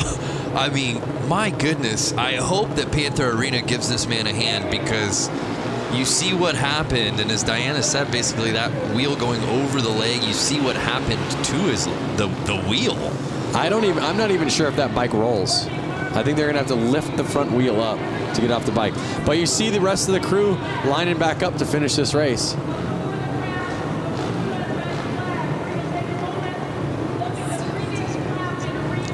And well, again, let's. I believe Diana's. We're good. Technical difficulties out of the way. I want you to finish that thought from what you were seeing, Diana. Yeah, so they're staggering the riders. This is typical with a red flag. They're relining them up. But yeah, from what it looks like with the rider who went down, he's standing up now. Good sign. Looks like he just really might have banged up his leg. But looks like they're walking him off the course now, as we can see. But yeah, we're lining up the riders. We're going to get this thing back going. A couple riders did pull off the track, so we're down to 4. Guys, let's go racing. Yeah, I love it. Thank you, Diana. And there you see them trying to get that bike off of the course. As you said, it's not just gonna roll off. And the show goes on, and again, 51 Barry. He's on a mission, Lance. he is on a mission. You saw he was the fastest before that crash happened, and he's just putting it back down and proving he's the man to win this race.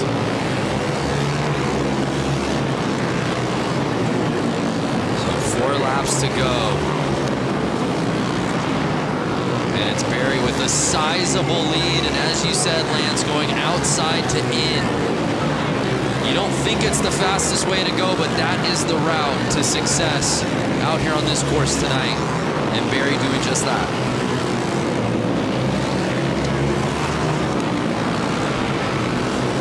There it is, white flag out. Barry's got 1 lap to go. He's looking at the checkered, and there he is. taking that mane home, looking back at his friends. Big smile on his face. You can see it right through his helmet.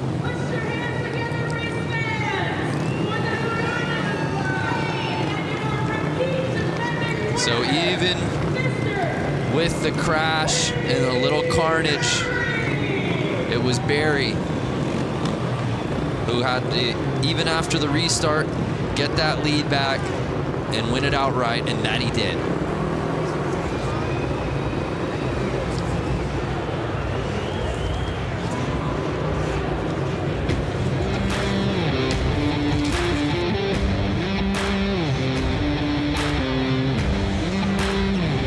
So Brakeless Maine officially in the books.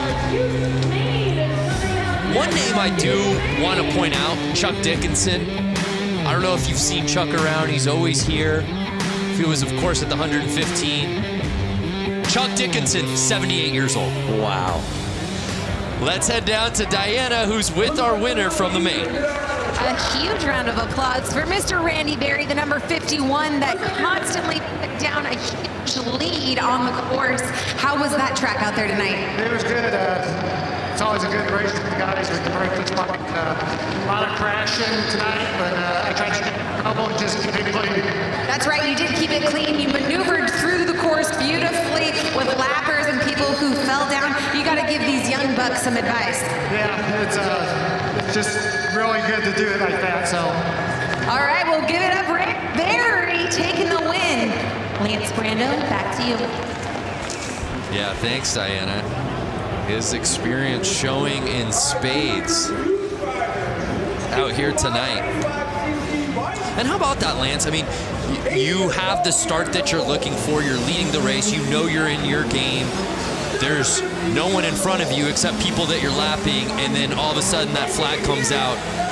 Oh, we got to stop this thing. That's definitely a bummer. Because your heart rate just instantly is like, oh, what? So it's definitely a bummer. I mean, but normally you're confident enough to go, you know what, I can do it again. I know I can lead laps. I know I can be in the lead. I'm going to do it again. And obviously, we saw that he did that. So from Randy Berry and the Brakeless gang to the new class, the youth main. So one thing about all these youth bikes lining up, I can hear them, and they're all two-strokes, meaning they're all different style engines than the last ones. These bikes require their gas to be mixed with oil. They're all about 85cc bikes. You can hear it, you can smell it. Oh yeah. And a couple of Tidwells in first and second. It's Trevor Tidwell in the lead. His brother Tyler behind him. These riders have to stay out there for 10 laps.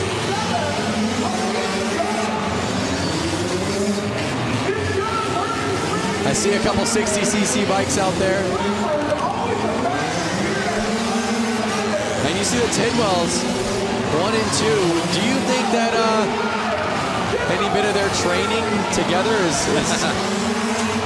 Clearly it's paying off. Are they gonna do the slingshot move towards the end? Oh yeah, a little shake and bake.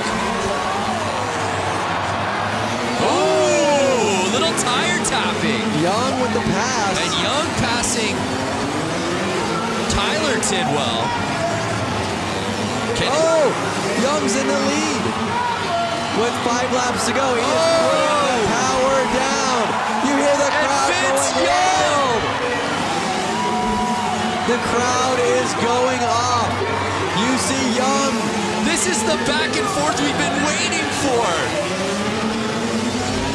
Can he hold it for 3 more laps? Wow. Vince Young passing Trevor Tidwell, and just 2 laps to go. Can he hold on? Final lap time.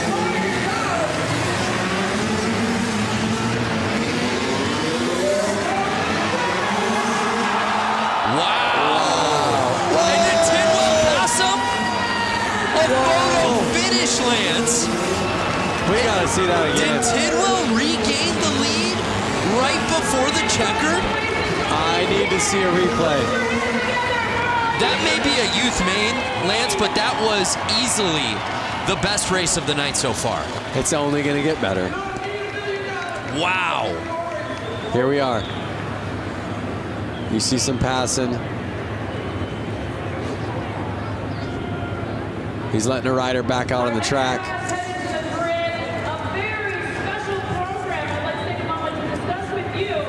Let's see if we can see that checkered flag pass. Vince Young, not the Heisman Trophy winner from UT. It's YUNG.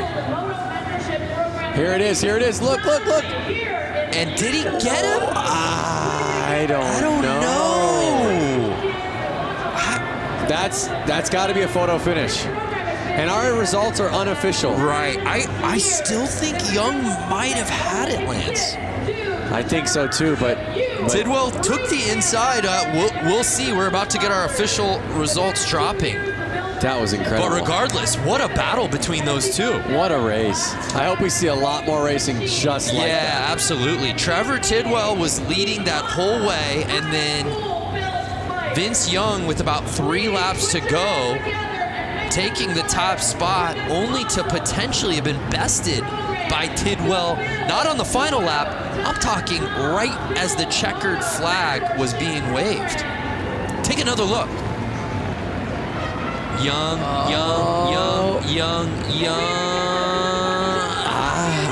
Tidwell on the inside just makes it so interesting.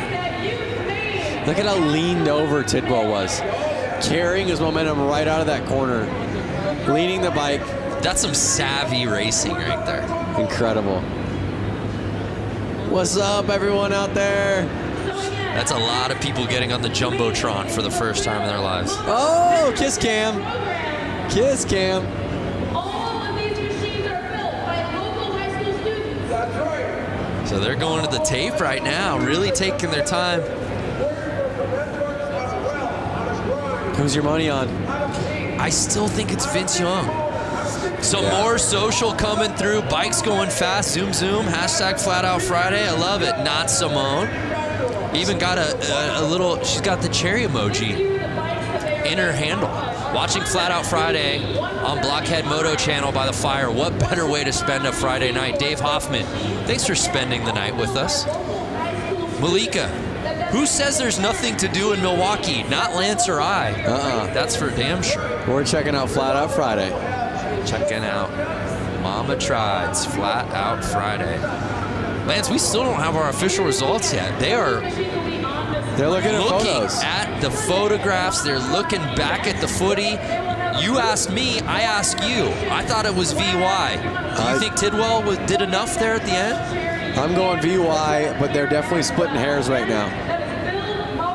Could we have a co-champion? No. Somebody passed it first. They are splitting hairs. They're looking at the photo finish right now. Someone has to have a photo. And it's Vince Young. Wow. So in the end, Vince Young bests Trevor Tidwell to take it in the youth main. By a split of a second. Wow, what a performance though. You know, we talk about it, right? The weekend warriors, so many of these guys who have regular day jobs that just travel from all over the country, all over the world to participate in this, sign up and register for their chance at glory, their chance to have fun. I love the youth main because these kids are still gunning for the professional ranks. You know? Definitely. You were there as a youth racer. I was there, and it's so cool for these youth riders to be at this race where there are actually some pros keeping an eye on them. They can go ask them for pointers. They can go ask their opinion. So it's a really great race for the youth and for the new people to ask the pros, hey, what are you doing? Or, hey, we're on the exact same track. Well, let's watch him do it. Yeah. So now it's time for the main build. To break down what these bikes are all about, let's head back down to Johnny. Johnny, break down this class for us. Hey, you know, this is a pretty interesting class. This is actually a high school project where they take CB 175s and they've been working on them, machining them, kind of turning their own vibe on these motorcycles. And it's pretty cool because it's right here in Milwaukee that they're doing this. So it's, it should be interesting. Oh, super cool. Thank you.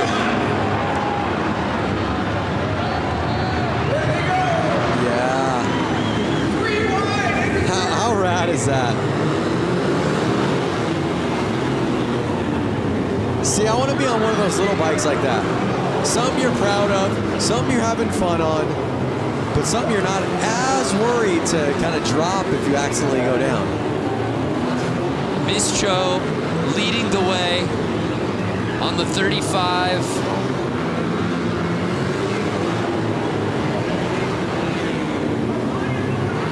Oh, and it looks like Malinowski might have taken the lead.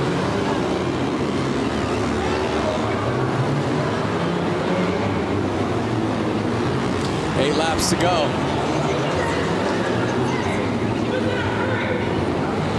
7 laps. The laps are just ticking away. These guys are riding pretty dang fast. Yeah, Ian Malinowski in first place.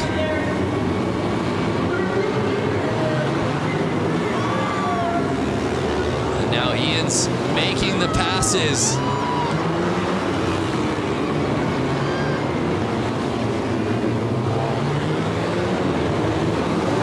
The story behind these bikes, the origin, and that's what the great thing about each of these classes, Lance, is each of these classes tells such an amazing story about not only the riders but the bikes and where they came from. Look at the forks on that bike. Bop, bop, bop. They're kind of bouncing up and down. That's too soft of a fork, and that's going to make the bike actually have a hard time getting traction in the corner. That's going to slow him down. Malinowski, I saw a bike backwards, is covering so much real estate. Hitting outside, hitting inside, making passes both ways. And takes the victory here in the build main.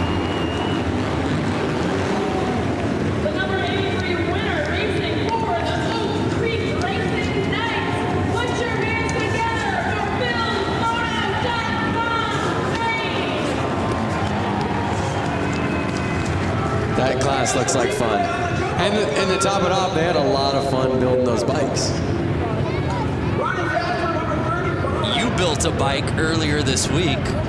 I would have loved to see you jump on that and figured out which class you could have gotten in with that thing. I think that class would have, I know we have a couple cool classes coming up. It would have either had to have been Hooligan, Inappropriate class. I could absolutely see you. We could have gone out there in that one. I would say I would have signed up for the Inappropriate class. Yeah. Because it's a little bit of an inappropriate bike. It's a little too big.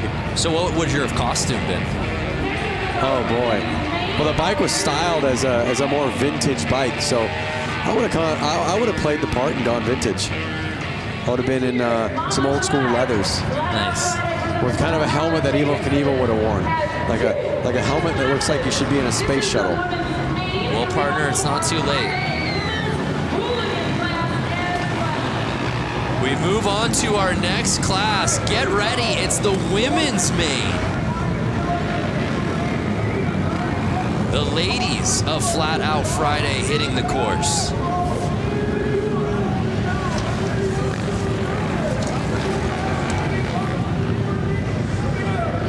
We've got 12 riders out here. And this is one we're really excited to watch. All of these women absolutely ripping on this course. Was watching them in practice earlier today.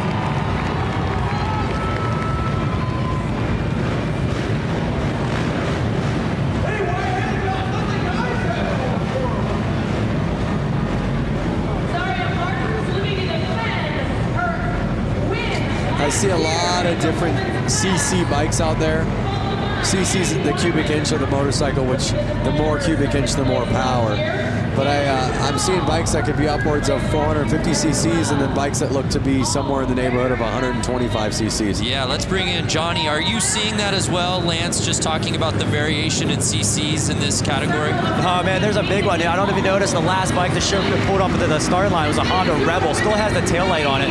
But then you got racer girls that race full time, you know, like all season long. So there's a lot of really strong talent out here, and also a lot of beginners just getting out here for the first time. So we're getting ready to set it off for the women's main. We're having some troubles in the start right now. I'm seeing some gate jumps. I'm seeing some bike stalls. So I think it's their nerves kind of getting to them. And as Johnny said, you see it with Hooligan Racing. You see it at Flat Out Friday every year. Just so many different types of bikes, but you know you're at Flat Out Friday when you see a tail light out on the race course. Yep, getting bumped to the back. It was looking like she was having some clutch issues. She kept jumping the gate, but I don't think it was intentional. I think it was either nerves or it was something with the bike. Oh, there we are. Yeah, I'm seeing dirt bikes, but then I see a cruiser bike. Right, and that looks to be Zaria Martins. Oh, she has to be on the third line for those mistakes. They're off. Again, that inside line kind of being the promising one.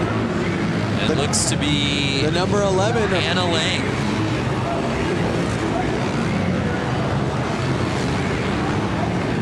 Anna Lang leading the way. Annie Wyman now taking the lead away on the 158 plate.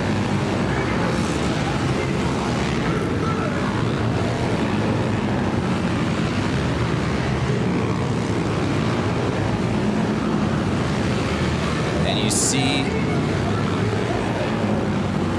the control around the turns and then just gassing on the straightaways. This is what I love about Flat Out Friday. I see dirt bikes and I see street bikes out there. Nobody's scared, everyone's having fun, nobody's trying to hurt anyone. Good times on a Friday night. Right.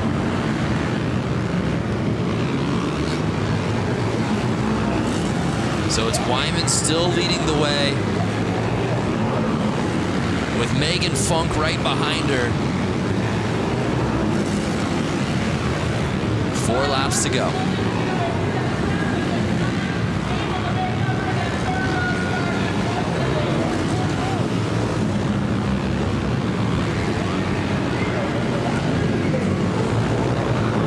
If you were in this, Lance, would you find the spotlight to be distracting?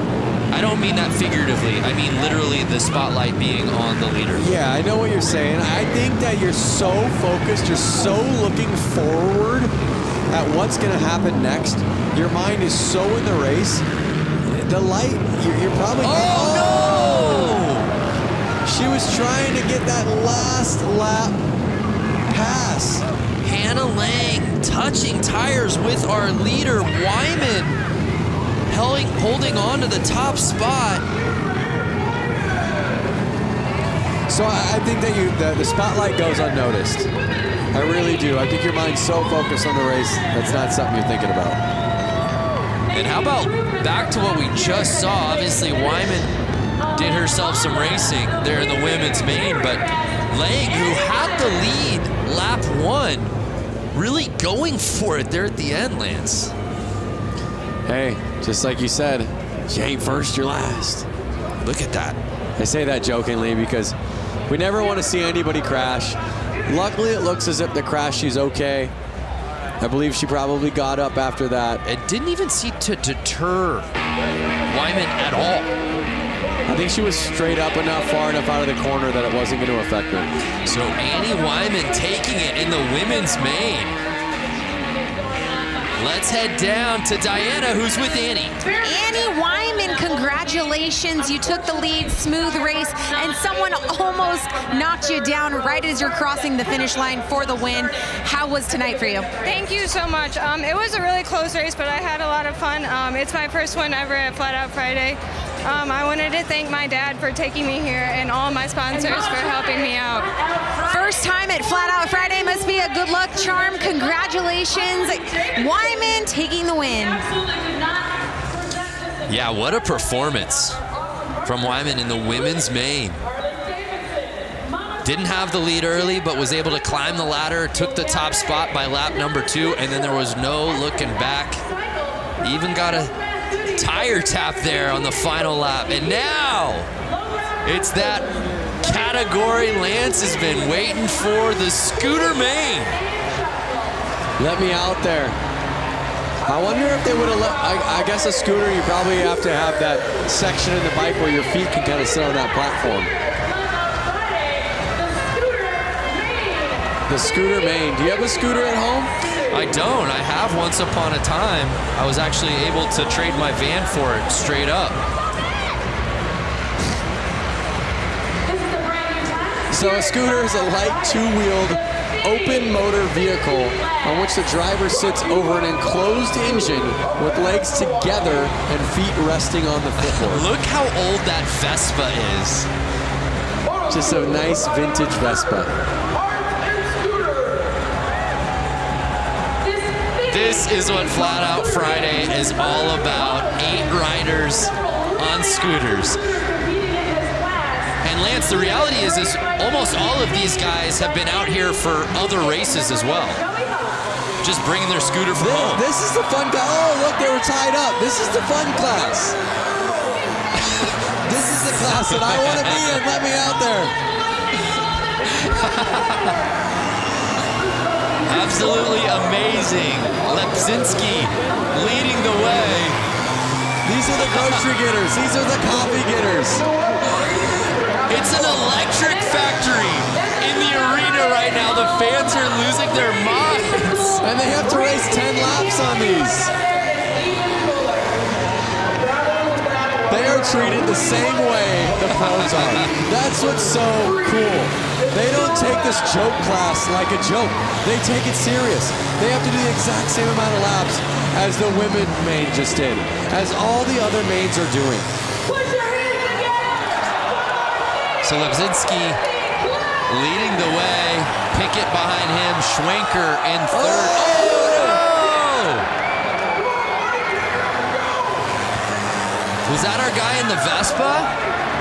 There was a guy. Oh, no! Carnage! And they're only 4 laps in. That was our leader. So now Lausch. Thomas Lausch is in first place. 5 laps to go. They're halfway through. Are we going to see any more carnage? Are they going to be able to stay up? This is any man's race. Forget about tire traction. Balance is the name of the game in this class, Lance. Well, really what happens is those floorboards on the Vespa hit the ground, which lifts the wheel off the ground and sends them I mean, look how narrow some of these front tires are. My goodness. Bicycle wheels. Oh! Right back up. A brutal tap. I'm telling you, these guys are laughing. They're all laughing in their helmets right now. And now it's Schwenker. Logan Schwenker leading the way. Will he get past? And he does. Andy Pickett. We've seen 4 lead changes. And the checkered flag comes in. And Andy Pickett on the final lap. The crowd is going wild. Taking the W. There he goes.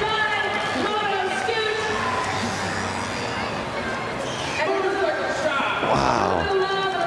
I've got a grin ear to ear right now. That was amazing. Yeah, I was smiling the whole way. Oh! Tucked front end right there.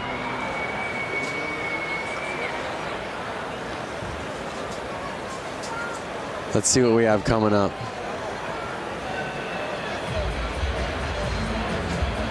Oh! And just with so little weight between these guys' legs, it's like finding that balance. He's gonna feel that on Monday. He's gonna feel that tomorrow. A little bunny hopping across the finish line. The results officially coming in.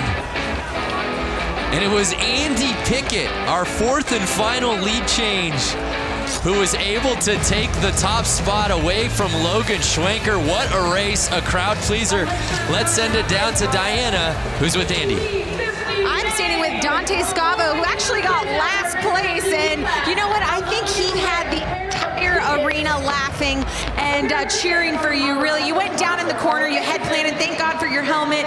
Walk us through tonight's race for you. You know, I just wanted to represent all my buddies at C&L Machining and everyone in the Shitbox Scooter Club, man. You know, our shit really runs. All right, well, give it up for Dante Scavo. He had all y'all entertained for tonight. Thank you so much, Dante. Guys, back up to you. Thanks, Diana. Make this your year to ride. Learn from the experts and get 50% off the Harley-Davidson Riding Academy. There's a new rider course. Use the code right now. We're giving you the code. RIDE50. Limited quantity available. The offer ends 3/3. That's March 3rd. That's just 3 weeks away. Less than 3 weeks. h-d.com/learn to ride for more info. Get 50% off, Lance. Head over to h-d.com/learn to ride. So here we go, the PW50 main.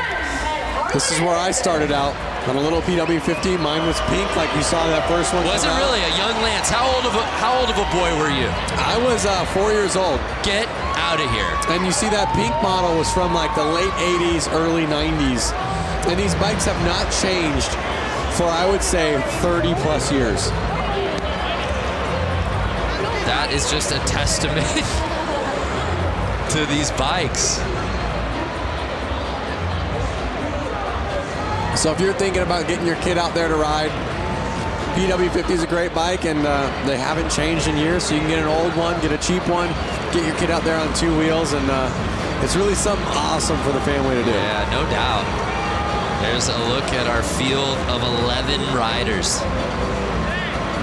We don't have ages on these kids, but they've obviously gotten the bug. I'm gonna guess between 4 and 8. Wow. I'm gonna say 4 and 6, actually. That's just amazing that a 4-year-old Lance Corey was out here. And they're off! And it's the 38 Braxton Jacobson. And look at their setups. It's just like the adults. They have the carpet on the boot. They have little mini boots, mini helmets, mini chest protectors. They are kitted. And Braxton says, "Excuse me, field, I came here to do a little racing." Just getting his lap on. And Lance, he is riding at another speed out here tonight. He is riding at another speed. He's looking a little big on the bike, so I'm gonna guess he's a little bit older. But once again, he fits that bike. He's out there racing, and he's having a blast. Perfect form. And the checkered flags are out. And was there any doubt? Braxton Jacobson with a wave to the crowd. What a pro here in the PW50s.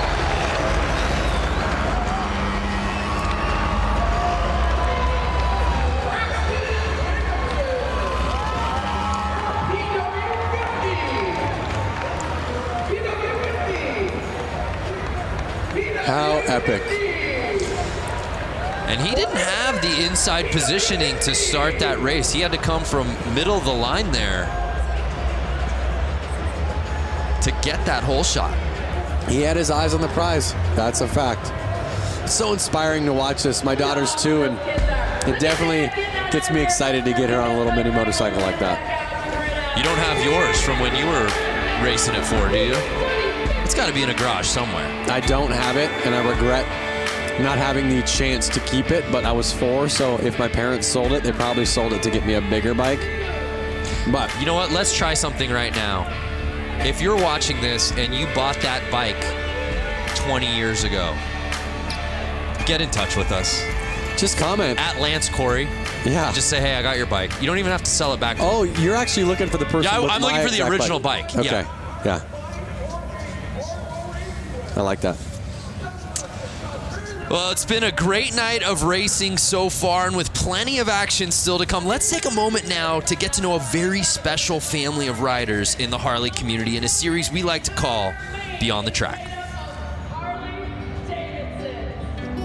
My wife, her name is Liz. Our first date was actually a motorcycle ride. From there, we just knew that we both loved two wheels. We have 2 sons. One's name is Charlie, and the younger one is Oliver. Immediately, those guys both loved motorcycles. Whoa, big wheelie. And they would see Dad riding down the road, or Mom on her Harley riding down the road. It just keeps us energized and excited as a family to get out and just be on 2 wheels together. It was just in their blood immediately.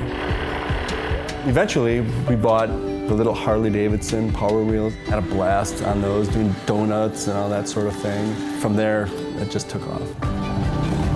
Flat Out Friday is a non-stop, action-packed show for kids and adults of all ages. So this year, I'm going to be racing in the amateur 450 class. And then the boys are going to be racing as well. Now I get to be part of a pit crew, seeing as how my 4-year-old is racing his little PW50 this year for the first time. As a dad, seeing the kids out there and my wife getting out on her dirt bike, it brings me so much joy. Like, I'm just lucky that, you know, the boys got into it. I found a beautiful wife who loves it too. Now that is amazing, and that's what makes motorcycle racing and Flat Out Friday a truly family affair. You know, it's fitting, being in Harley-Davidson country, that Diana is joined by our next guest. Diana, who do you got for us? I'm standing here with some Harley-Davidson royalty. Bill Davidson, the great-grandson of William A. Davidson. It's an absolute honor to be standing here with you, especially here with the Flat Out Friday, the Mama Tried weekend. Thank you so much for coming. How has your week with Brewtown Throwdown been going so far? It has been outstanding. It's so exciting to be here tonight at Flat Out Friday.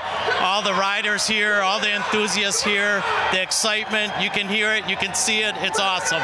That's right. Well, you know what? We started our week off at Brewtown Throwdown, then we head over to the museum, go to the restaurant, all that good stuff. You are the vice president of the Harley-Davidson Museum. If someone has never been there, what can they expect when they go there? Well, the Harley-Davidson Museum is like a treasure chest. It's over 115 years of Harley-Davidson. So you can just imagine the motorcycles, the memorabilia. We've got special products like Elvis Presley's Sportster.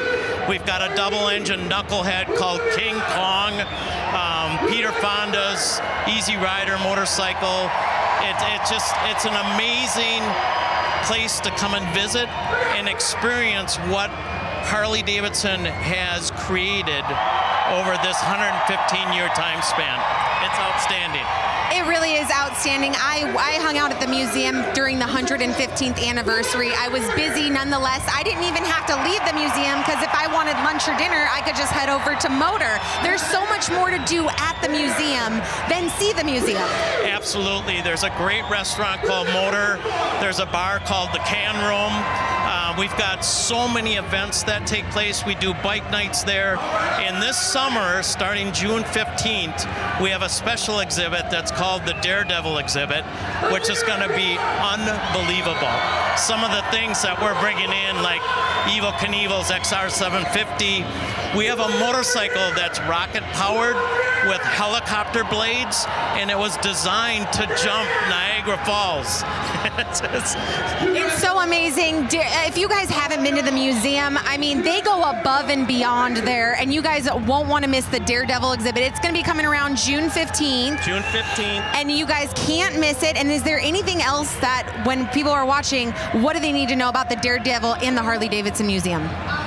Well, you can't miss it. It's going to be spectacular. Some of the things we're gathering up actually from around the world, representing daredevils through the years, whether it's been on horses or bicycles or motorcycles or cars. It's going to be at the Harley-Davidson Museum this summer. Well, do not miss it. June 15th, Daredevil. Bill Davidson, such an honor to be standing next to you, and thank you so much for all of your family's history and lineage. Thank you. Brando, Lance, I'm going to send it back up to you guys. I bet you're jealous right now. We are peanut butter and jealous is what we are. And the Harley-Davidson Museum is worth the trip to Milwaukee alone. Whether you own a Harley-Davidson, whether you rode motorcycles or not, it is an institution. We love going there. I love the Harley-Davidson Museum. I love the food that they have there. I love the memorabilia that you can buy. Well, tonight's broadcast is brought to you by the all-new electric Livewire. Plug into a new kind of thrill. Discover more at h-d.com/livewire. And by Eagle Rider Rentals and Tours. With more than 150 locations in the United States, rent your dream bike for a road trip across town or across the country. Eagle Rider's the official U.S. provider of rentals and tours for Harley-Davidson Motor Company. Visit eaglerider.com to learn more. Well, the show moves on here at Flat Out Friday as we move on to our next class. It's time for the women's Hooligan main race. Let's head back down to Johnny for a little report from the course. Johnny, how you been, man? You know, just down here watching the action. You know, we got a full class of women Hooligan bikes this afternoon. And to me, you know, if you look at these women, there's not many over 5'10". I'm 6 foot, and these things are 500-pound motorcycles, and even me riding them around on the street, I get, you know, intimidated. So these girls are jumping out here, and they're going to put on a show. You know, the race is going to be really good. Throwing these bikes around like, you know, like they're mini bikes and make some good passes. I'm excited for this. Yeah, we are too. Well said. What a sharp lineup of motorcycles, Lance. Yeah, I'm looking at the start list right now and looking at the women out there. I see a name that's familiar, Kaylin Thorian. She is a professional skier. Right. Who loves to ride Harley-Davidsons. Clearly. The bike she's on is not even her bike. She flew here, asked to borrow one of the Hooligan racers' bikes, so she's out on there on someone else's bike. She loves racing so much, she loves motorcycles so much that she found herself out here, sans bike, and just said, I'll figure it out. Yep, and she's right there, the number 46. You could see her about five women in. Four women in. Keep an eye on her. Also in this lineup, Hannah Lang, who went down on the final lap in her previous race. 2 down so far. Never a good thing to see on the first lap. They're running a red flag. Usually means pull over. Let's get this cleaned up. Everyone, let's restart this race. Yeah, that's a tough start. It's never a good thing to see people go down on the first corner. And we've been saying it, though. You get your laps in early, and then it's just so much of sit around and wait, and you finally get to that point. And it's such a buzzkill right out of the gate to go down. Oh, the man. adrenaline. Ooh. I'm worried. Was that Kaylin? I think that was Kaylin. Was yeah, that was 46 Kaylin who I was talking about. Yeah. And you also see. Look at her. Look at how tough she is. She's not scared. She wants to get back out there, but they need to get the bike straightened up. Right. She is tough. Kaylin Thorian, and she's trying to get back out there. Looks like she's going back out. Awesome. Love to see that. What did I tell you? Keep an eye on her. Again, what a story, traveling out here to Milwaukee without a bike. She just crashed somebody else's bike. Just crashed somebody else's bike who might be racing later tonight. We don't know. That's one of the Suicide Machine Co. bikes. I'm not sure if they made it in the main or not.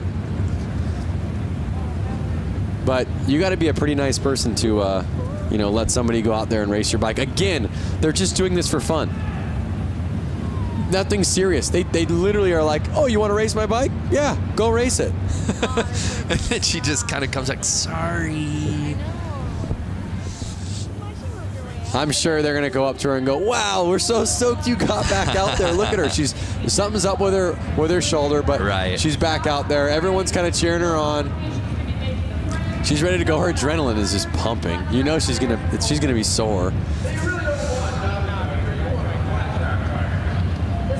So we'll set it off. Take 2. And really, that underscores the fact that Hannah Lang, much like her previous race, got off to a fantastic start, and she does just that again, grabbing hole shot.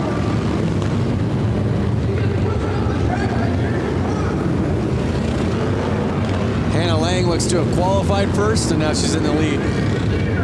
We'll see if she can keep that fastest lap time in the front of the track.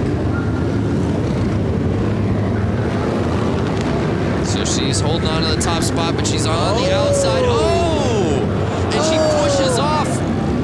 That was Lassen. That was Lassen, who was right behind her. Kristen Lassen was pushing hard, but pushed a little too hard.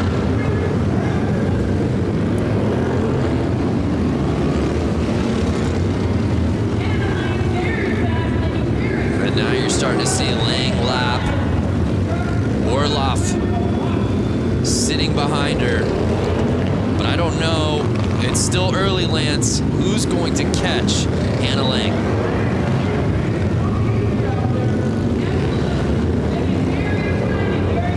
They're a minute in the race. You can already see Lang's got a 5-second lead on Orloff. Mia Orloff sitting in that second position, but she's got so much ground to cover, and Hannah Lang just seems to be getting faster as this final moves on. Every lap, your confidence kind of boosts and boosts and boosts. You're getting more comfortable. You feel the track more and more. You understand the track more and more. As long as you can keep your excitement level down, you can usually hold on to that win.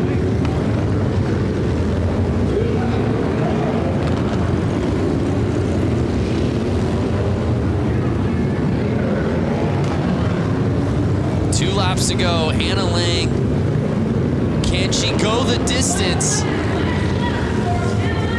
and win this thing from start to finish? And she does just that, the unofficial results dropping. And the thing that really stood out to me, Lance, was just how comfortable she's looked on this course, and she's probably ridden more than anybody out here on this lineup as she was part of that women's main just a couple of races ago. I actually believe I ran into Hannah Lang in the pits, and there was a couple other racers kind of pointing her out, saying, keep an eye on her. She's going to be the one with the win tonight. So I think the whole kind of pit knew it, the whole crew knew it, and she pulled it off. Well, Hannah looked so good in the women's main, but wasn't able to take the top spot. That changed here in the women's Hooligan as she takes it. Again, got to give that street cred out to Kaylin for pulling back out there on the track after slamming down on that concrete. Yeah, so our results officially in the books here in women's Hooligan. Hannah Lang fending off Leah Orloff and Mallory Lee to take the top spot. And of course, Kaylin Thorian just outside of that top 3 spot, settling for 4th. Let's head down to Diana, who's with Hannah. Standing next to the winner of not only this race here at Flat Out Friday, but at the 115th anniversary, she also won the Flat Out race. She's built this bike. Not only this, she dominates on the course. Hannah Lang, what makes you so superior to other women on the course? I guess I do come from a very good dirt track background, and I have a great team at Westman Harley that builds great bikes, and they helped me build this one for this year. Well, she's taking home another win. Guys, we're going to send it back up to you. Hannah Lang taking the win here tonight. Yeah, Diana reminding us of just how good she was at the 115th. Yep. Late last year. Confidence is key.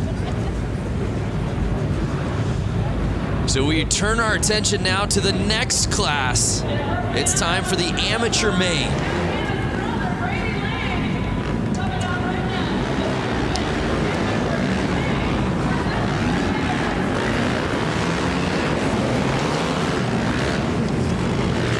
So the Open Amateur Main featuring 12 riders.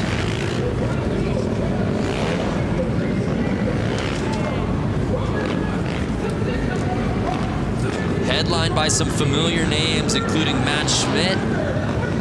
I see a number 90 of Brady Lang. I'm wondering if that's a relative. Oh yeah, of Hannah, possibly. A family of racers. Our boy Brewski, back in the mix. Ezra Brewski. I saw Cody Funk earlier racing. See him out there again.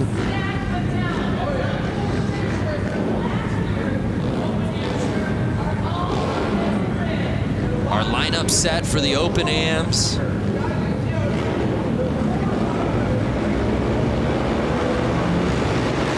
Chaz Maimon Jr. on the inside. Can he grab the lead early? He does just that. Hugging the inside so he doesn't get past, staying on the gas.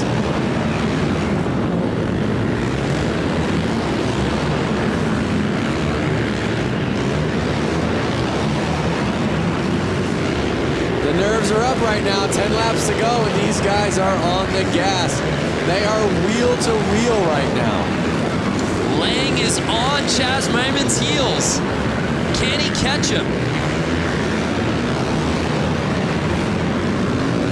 And you see him, Lance, trying to get that inside, but Maimon not giving him any room. They are not letting off.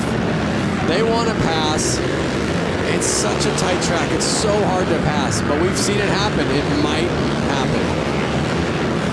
6 laps to go. Look at how fast this race is going. And Maimon just continues to be relentless with holding on the inside. Lang's doing everything he can to push through.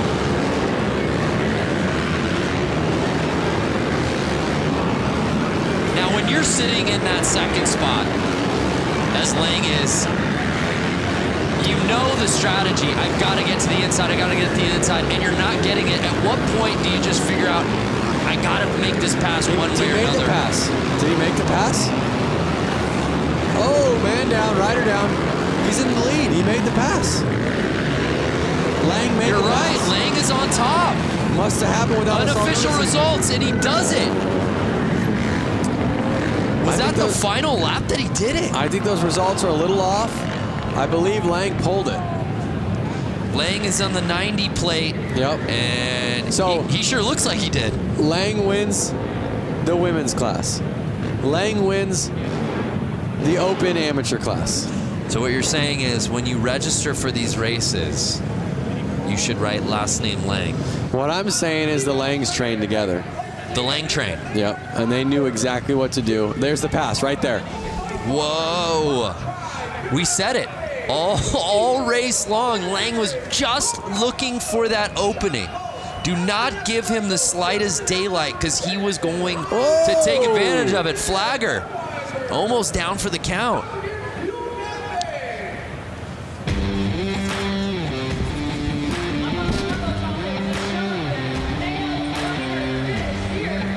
So it appeared that Brady Lang, when it mattered most on the final lap, was able to make his pass to the inside. Let's send it down to Diana. Here with Brady Lang, the winner of tonight's Flat Out Friday, but he also won at the 115th anniversary. Now here he won, making a clean pass on Maimon. Walk us through what happened.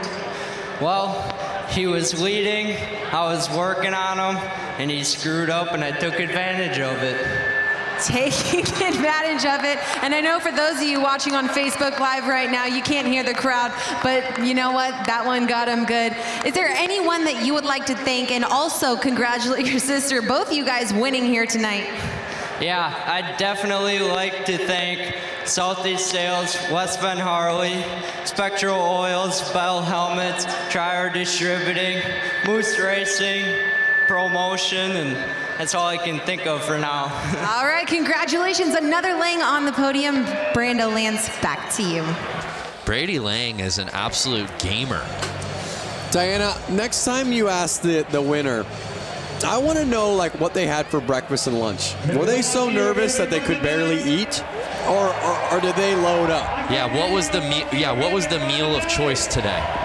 Were you a guy, you obviously competed at the highest level at X Games, winning gold. How about nerves? How much did that play for you on race day and contest Nerves day? were huge, and I always tried to eat a super bland meal. I would eat rice, chicken, something that I knew wasn't going to mess my stomach up. I'm sorry, Lance. We'll have to continue this thought in just a second. I'm not quite sure what's happening here. Milwaukee, hanging out, having a great time. I brought some of my guys with us. We're having a great time watching the riders in the back, watching the races, doing a great thing. We want to thank everybody for coming out tonight. Let you know we got a big show coming up at Turner Hall in September. We got a couple other big shows coming up. We hope to see you guys if you're in town. I want everyone tonight, have a drink, have a good time, get a little rowdy, get a little crazy. It's become rogue down here on the course. Diana, what's going on down there? You know what? I have a little bit of wrestling experience, and this to me looks like a showdown. Oh my goodness. You're so lucky, Brandon, that you're not down here because I feel like they would break you up into little pieces. Oh, wow. They would just chew you up. Tell me how you really feel. Jeez, oh no, they're not gonna, Diana, they're not gonna throw him on this table, are they? No, whoa! Thank you, Milwaukee! Lance, the man has a family, Lance. What did they put in their Wheaties this morning, guys? That's what I want to know. They just threw that man on a table and broke the table. Was that Vance or Lance? Hey now, hey that was now. Lance's alter ego, Vance. You know, that's got me thinking, Diana, Lance. Obviously, these wrestler takeover. What would be your wrestling name? Diana, what would, if you're wrestling, what would be your nickname? You know what? I honestly can't even answer that because I don't know. Why don't you give me a name, Brandon, right now? Give me a name. Diana. What rolls off the tongue with Diana? Dirty Diana. Okay, you said it. If you could say it, I could. That would be your walk-in music. Yes. Michael Jackson, Dirty Diana, right? I would even do the little hip thrust, you know, like little pop that he does. Woo! Ow! Lance is quiet. Look, you can't even get a word out. He's just. I was the one that went, ooh! Oh, okay, you mean Lancelot? Lancelot. I was getting it. And he would be like a knight theme, like sort of a middle-aged theme, Middle Ages. Exactly what I was just gonna say. He would come out to the Lancelot music, have a sword. Girls would love him. Diane, how's it going over there? Diane, is that you? Vance and Diane, the alter egos have come out. Oh my gosh. Hey, it's time for some racing. Who's ready for Boonie, man? Boonie, the best race of the night. Boonie Mains. Lance, you love this one. Talk to us about Boonie Main. Boonie Main, basically, they got to be on a pull start bike. It's got to have no suspension. I guess they probably get a rear brake on those things. It's kind of something that you would pull out of your shed with your lawnmower motor in it. It does sound like a lot of lawnmowers. Uh-oh. Oh, JJ Flaherty out in the lead with his white leathers. JJ Flaherty's a local out here. He is. He didn't make the main for the Hooligan class, which I'm sure he's bummed about, but that's why he brought this bike out, because he wanted more laps and he wanted more racing. JJ Flaherty, an absolute fan favorite. I was walking the concourse earlier this evening, and kids were beyond stoked to meet him and get his autograph out here tonight. A lot of JJ fans here at Panther Arena. You see David Kilkenny right behind him. I've seen both of these bikes racing right at the peak for the last 4 or 5 years here. Can Kilkenny catch him? It looks like he was making the pass, but Flaherty, I think he did, Lance. I think this win, both Kilkenny. Notice the lines they're taking. That is what's making who's gonna pass. They're going outside in, passing the guy in jeans. One of the guys just needs to take the other one out. Just clean, take him out, push him over. This is the battle we've been waiting for. Kilkenny.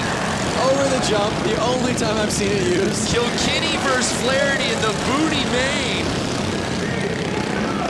Can Flaherty get the lead back? Take him out, Flaherty, take him out. I wish I had an earpiece right now into Flaherty's ear. Take him out, take him out. Sweep the leg, JJ. And Kilkenny will just not let up. Final lap time. Can Flaherty regain the lead? I don't think so. Take him out, go, go. Oh. And Kilkenny wheeling his way into first place. That was a fun one. And look at that. They're both hyped. Bumping each other up. It's all good fun and games. I mean, this race tonight, all these races is almost like no different than meeting your friend at the park for a Friday evening basketball game. It's more just about getting out there and having fun. That they did. Oh, rubbing is racing. The Boonie main. Be nice if we got a little Gucci main maybe playing in arena during that race. For the Boonie main? For the Boonie main. Killing me. You're killing me. How about Flaherty looked unstoppable in that thing? But it was David Kilkenny who grabbed that lead and wouldn't let go. David Kilkenny winning Boonie main. Let's head down to Diana, who's with David. David Kilkenny dominating out here. David, you were working in and out with JJ Flaherty. Walk us through why you're so dominant over him. I don't know. I think we just ride together a lot, and I don't know. We both like to have fun on these silly little bikes. Well, why didn't you just punt him off in the corner? I don't know. I mean, I was just playing with JJ. We just kind of play back and forth, and whoever wins, wins. Well, congratulations. No stranger here to the podium. David Kilkenny taking the win here for the Boonie bike. Whoever wins, wins. Isn't that the spirit of Flat Out Friday? I mean, that's the slogan right there. You're winning if you're out there. Whoever wins, wins. Shrug the shoulders. Exactly.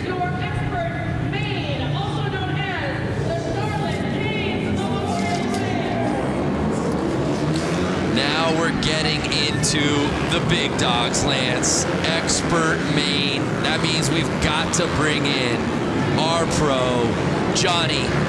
Break down this category for us, these riders, these bikes. So, you know, these guys are on 450s. They're used to racing on bigger tracks. You know, the spectators are about the same, so the nerves aren't so much.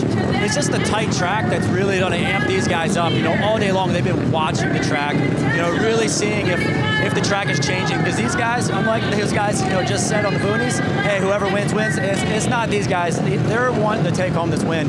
Even though they're not the big show here tonight, because the Hooligans kind of take over, these guys want to win. They have bragging rights because this is all season for them, and they want to go into the season saying, hey, I won Flat Out Friday. I bumped the guy out of the way. You know, it's going to get aggressive.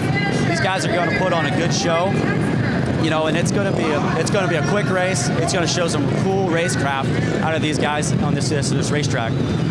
Yeah, that's a really good point from Johnny. It is a really nice teaser for the season for a lot of these guys. On top of bragging rights, there's something about getting this win here tonight. And just to add this to your resume as another win, sure. it always helps your resume to have one more win on it.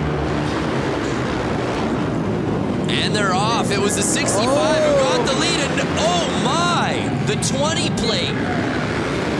Doing a little bouncing and taking over the top spot. One of Harley-Davidson's themselves. Jared Vanderkoop.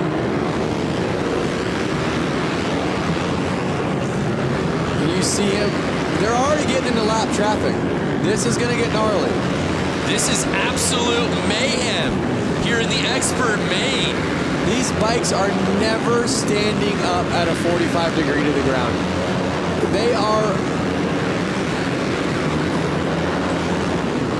actually at a 90 degree to the ground. They're at a 45 the whole time.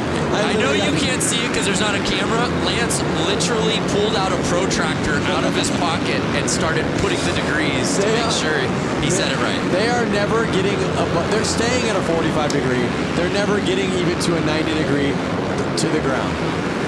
So Vanderkoy in first place. Oh, a little tap. Like, get out of my way. As he's making the this. laps. Bronson Bowman behind him. Corey Texter sitting in third. And I don't know if Johnny's mic is open. Johnny, can you hear us down there? Hear you loud and clear, man. Yeah, talk to us so far. We're early in this race, man, but the level of racing. Loud for me. I can't hear you guys. I really want to hear from Johnny on what's happening right now. That's how loud it is down there. Yeah. They are on the gas. Oh, he's down. He's down. And Vanderkoy going down, our current leader, no! Which creates an opening for Bowman. 22 laps left, though. Still plenty of time. The longest race we've seen tonight, but this may go by the quickest because of how fast they are going.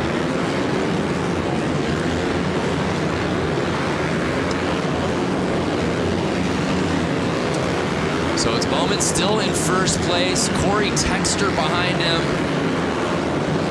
And you know who I don't see any side of, at least at the top, is the 69 plate, Sammy Halpert. Notice how fast these guys are changing positions right now.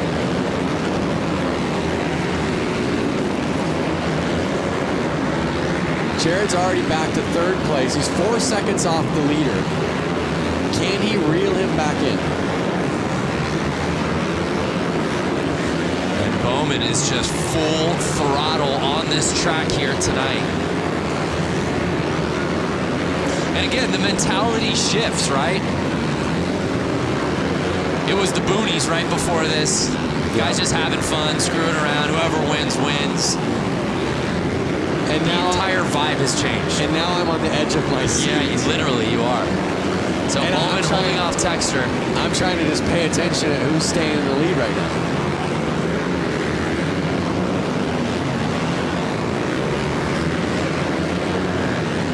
So Texter just over a second off. It's really a two-man race. Final 9 laps to go right now. Spotlight is staying on Bowman. But again, credit to Vanderkoy for getting all the way back in. Now he's sitting in third. 8 laps to go. 7 laps to go. You're right, though. In the blink of an eye, we went 25 down to 6 laps. Yep. That 1/16th track will do that to you.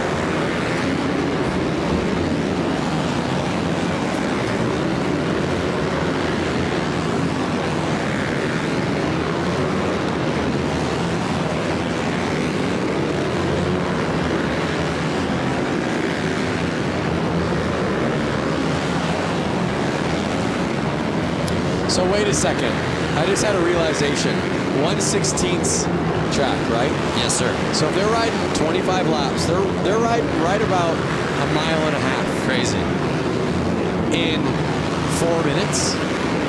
Just think about how fast that is. That gives you a perception idea of when you go run a mile on your feet. They're riding about a mile and a half in 4 minutes. 4 minutes and 37 seconds. I was told there would be no math. And with that, expert main in the books. And it was Bowman who was able to hold off Corey Texter and the rest of this field. And as Johnny said, bragging rights heading into the season. Johnny, can you hear us? Now let's calm down a little bit. Yeah, that was some man. Talk to intense us. racing there. Talk to us about what went down. Sorry, I lost it there. Now I can hear you again. Yeah, Johnny, just your analysis of that race. As you said, early season bragging rights on the line. Yeah, you know, it was definitely a bar bagging. You know, Vanderkoy just lost it there, spun out, leading the race, and then, you know, with Texter catching him, I don't know if you guys really caught on to that, but it came down close. I think, you know, if they would have had a little bit more laps, you know, that happened really fast. Our races are a little longer time, not laps, but time. Right. You know, these guys had enough energy to keep going, but it was, you know, just ran out of time. But that was a good race. You know, you have to put up to these guys. That, you know, they fall, but they were doing 7 seconds around this track. I don't know if you guys realize that, but it was 7 seconds of lap time with these guys. So they're traveling a lot of distance pretty quick in this little arena. The results are in, and it was Bronson taking the top spot. Jared Vanderkoy was leading early, but unfortunately going down. Still a top 3 finish, but wasn't able to win the thing outright. Let's head down to Diana, who's with our winner. Your 2-time winner, Bronson Bauman. Congratulations, capitalizing off of Vanderkoy's mistake and brought home the win. Yeah, definitely. I hate to see my best friend go down like that while leading the race. I would have been pumped with the 1 and 2, but you know, luck has it. Last year I crashed during the main event and picked it back up and got the win. So to get the win again here tonight, 2 years in a row is awesome. Well, keeping it rubber side down with a clean line brings you on the win. Congratulations, 2nd win in a row for Flat Out Friday, Bronson Bauman. Congratulations to Bronson. That was some racing, no doubt about it. That was epic, but as you heard him say how stoked or how bummed he was for his friend, he said he would have been cool with 1, 2. Right. So they kind of all have that mentality out there. And the lights are down, which can only mean one thing. It's time for some hooligans. Is it the hooligans already? This should be the open hooligan main. Wow.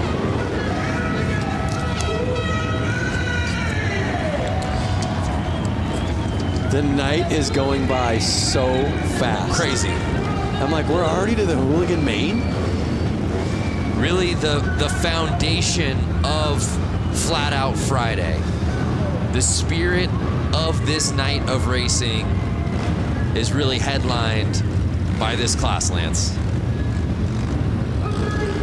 A group of guys that really got this going from Southern California that made it kind of known in the social media world and showed the fun about it and showed that you don't need to take it too seriously. You can have fun.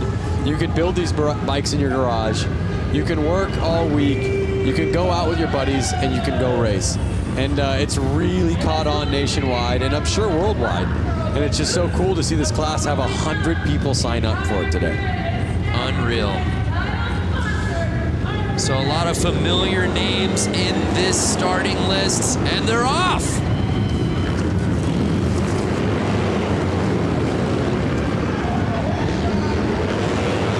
You see the 100 and Nick Mattia out in the lead right now, holding on. Can he hold it on for the next 11 laps? Heverly right behind Mattia, but right now, Nick is building a sizable lead.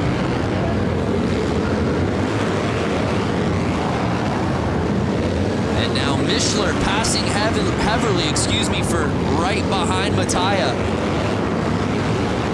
Can Danny Mishler bring it and try to find an opening?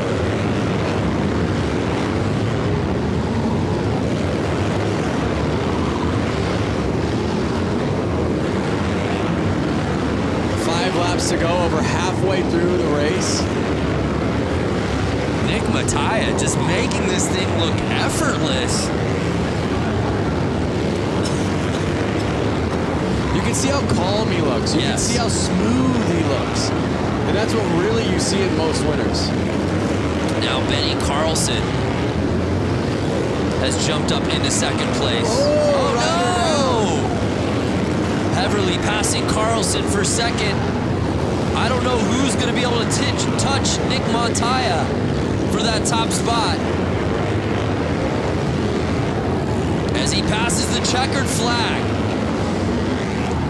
Nick Mattia getting the whole shot and never looking back.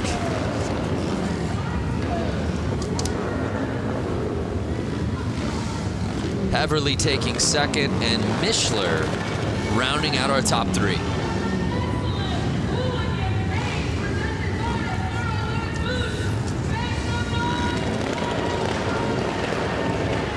Look at that, rubbing his racing. Yeah, there's a great look on the inside. Oh, look at him riding those cones right there.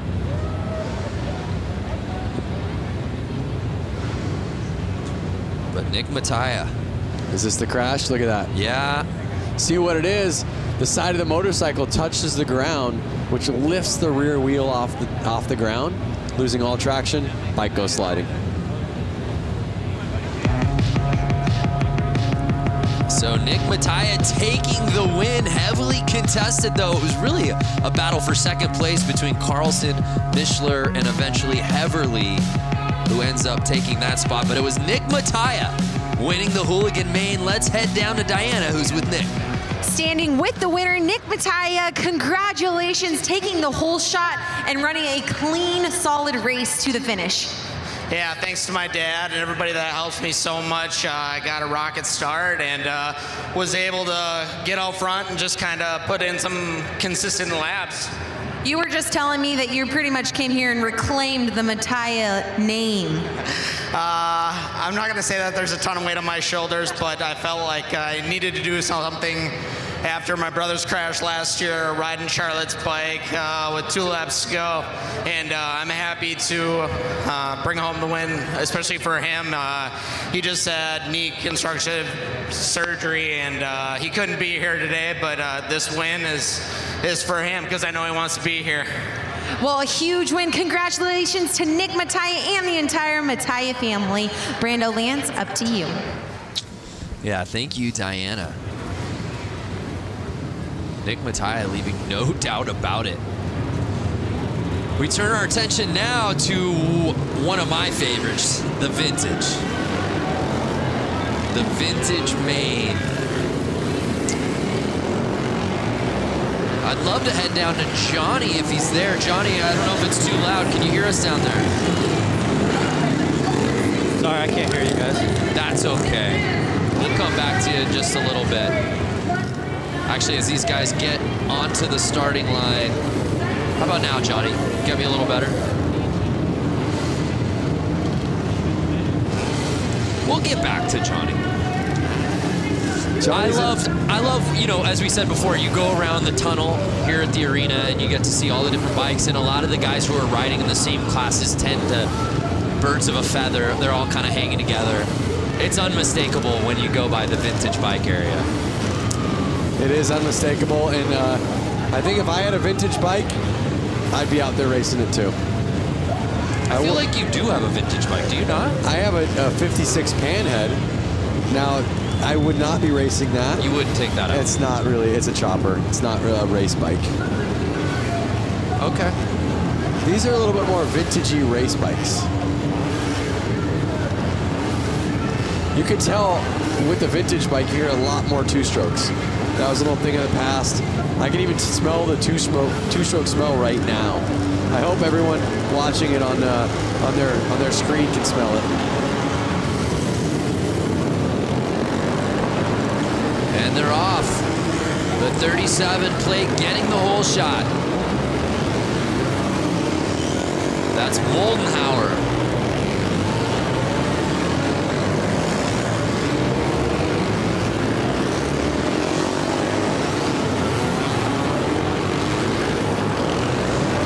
Really neat, Lance, was watching this class out during the Harley-Davidson. Oh, look at that. Oh! A couple bikes down. I'm not sure if they've broken down on them. They're just not able to finish the race because of how old the bikes are. To finish that thought, the Harley-Davidson 115th anniversary races when we did the beach race. Yep. And seeing a lot of these vintage bikes out racing on the sand. That was incredible. So Moldenhauer really just kind of weekend cruising right now to the lead. Yeah, it doesn't look like anybody. Oh! Doesn't look like anybody's pushing too hard. I think those vintage bikes might be dropping some oil on the track, which is making all these riders go down.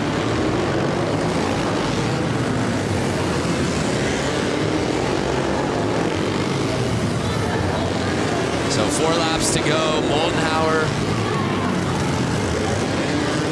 with an easy lead. Girono behind him. He's kind of right on him. It's not an easy lead.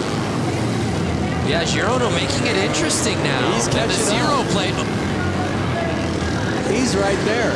It's a little confusing because you see the 22 on his back and the 0 on his bike, so it was a minute to figure out who it was, but he held on. Yeah, Moldenhauer, you're right. It was just tough because he had built such a lead. You just felt like he was lapping everyone in the field. Yep. But he's able to hold on, and he gets the win.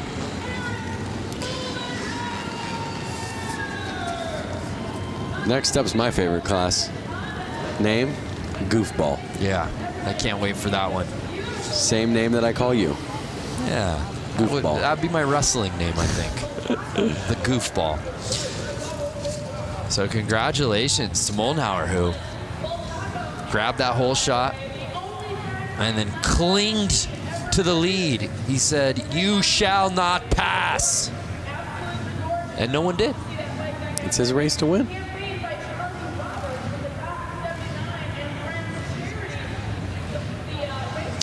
So the final results officially in. Let's take one more look at the standings from the Vintage Main. It was Eric Moldenhauer. Tony Girono, though, made it interesting. You look at those times, a lot closer than I guess I was giving Tony credit for throughout that race. But let's head down to Diana, who's with Eric. Standing with the winner, Eric Moldenhauer. Now, Eric and I were just talking in it. This is a pretty special moment for him because he came to Flat Out Friday about 6 years ago, the first ever Flat Out Friday, and it motivated you to come out here and race. Talk to us about it. Well, the first time I watched this, I was sitting right over there, and I thought, I can do that. So here I am. That's a pretty special story, and you're sending the message to anyone in the stands tonight. Any of you guys watching through the world on Facebook Live right now, you too can come here and you can win a race. Motivated, how was that race for you? It was the best race I've ever had, so that was amazing. All right, well, congratulations taking the win in the vintage class, Eric Moldenhauer. Thank you, Diana.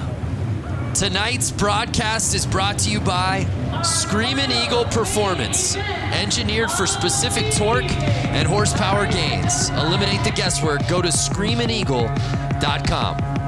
And by Harley-Davidson Riding Academy. Learn to ride from the experts and build your skills on 2 wheels in just a few days. Look for a class near you at h-d.com/learn-to-ride. I love the Harley-Davidson Riding Academy. You could literally find this in any city in the country. Oh my goodness. We've got a chicken on the course. When you see it, you know it's time for the Goofball main. If that bike in particular looks familiar, it should. I believe that's the cop bike that won this class last year. And was a pizza bike at 1 year. Yeah. That team comes out pretty strong every year with a pretty rad build. So for the uninitiated, this is our final class of the evening, the Goofball main. Costumes on the riders, bikes dressed accordingly. I believe I see a Devo member out there. What would you call that with the red cap on him? Yeah, that's Devo. What's Devo? You don't know Devo? No. Please explain to me and the viewers that don't know. Do do do do do. You know the band that sings that song? Yeah. Whip It Good? Yeah. Yeah. That's what they wore. That's the costume. Oh, okay. Yeah. I didn't know that. Oh, did you think that was like such a nuanced thing that only I knew? I have no idea. I see a gorilla out there. I see 2 gorillas. Okay, well, yeah, I see, was that it looked like Animal from the Muppets. That guy's like in like a Elton John Vegas show, and then the farmer on the chicken. And how about the back line? I feel like I see an Abominable Snowman. And they're off. Whoa! Oh! And it's the BOA. The Vegas Boa. Yeah, baby. Zastro. Look at him popping wheelies every lap. He thinks he's got it. Well, he's got 14 laps to go, so he better keep it safe. Dude, I'm getting a very 70s Elton John look to Zastro, who's in our lead.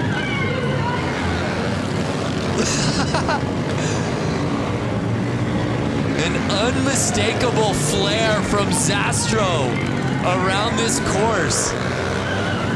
Oh, the chicken! The chicken hit the ground. The farmer could not control his chicken. What's the three-wheeler doing? Chicken's down. Elvis is running it. Who's going to catch the Boas? As he's making his laps. Nine laps to go. I'm kind of hoping he makes somewhat of a mistake so somebody catches up to him. I just hope that he does win it so we can ask Diana during the winner's interview what exactly he's going for on this look. I want that lawnmower. Hey, Diana, can you hear us? I can hear you. I think what I am going to be asking him is just, was Elton his inspiration? I think he's going to say yes. But you know what? I really do have to give a shout out to the guy who's in the red jumpsuit, the number 77, John Dunbar. He actually works for Harley-Davidson, and he has this little Boonie bike that he basically contrapted together. It almost looks like it has a sidecar.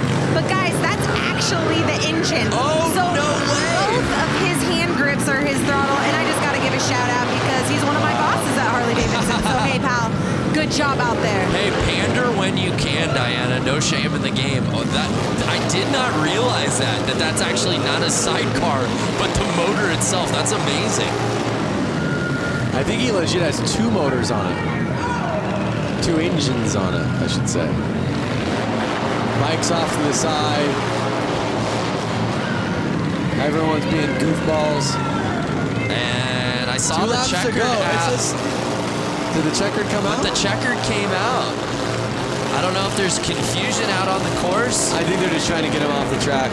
Get your goofballs off the track. So Zastro.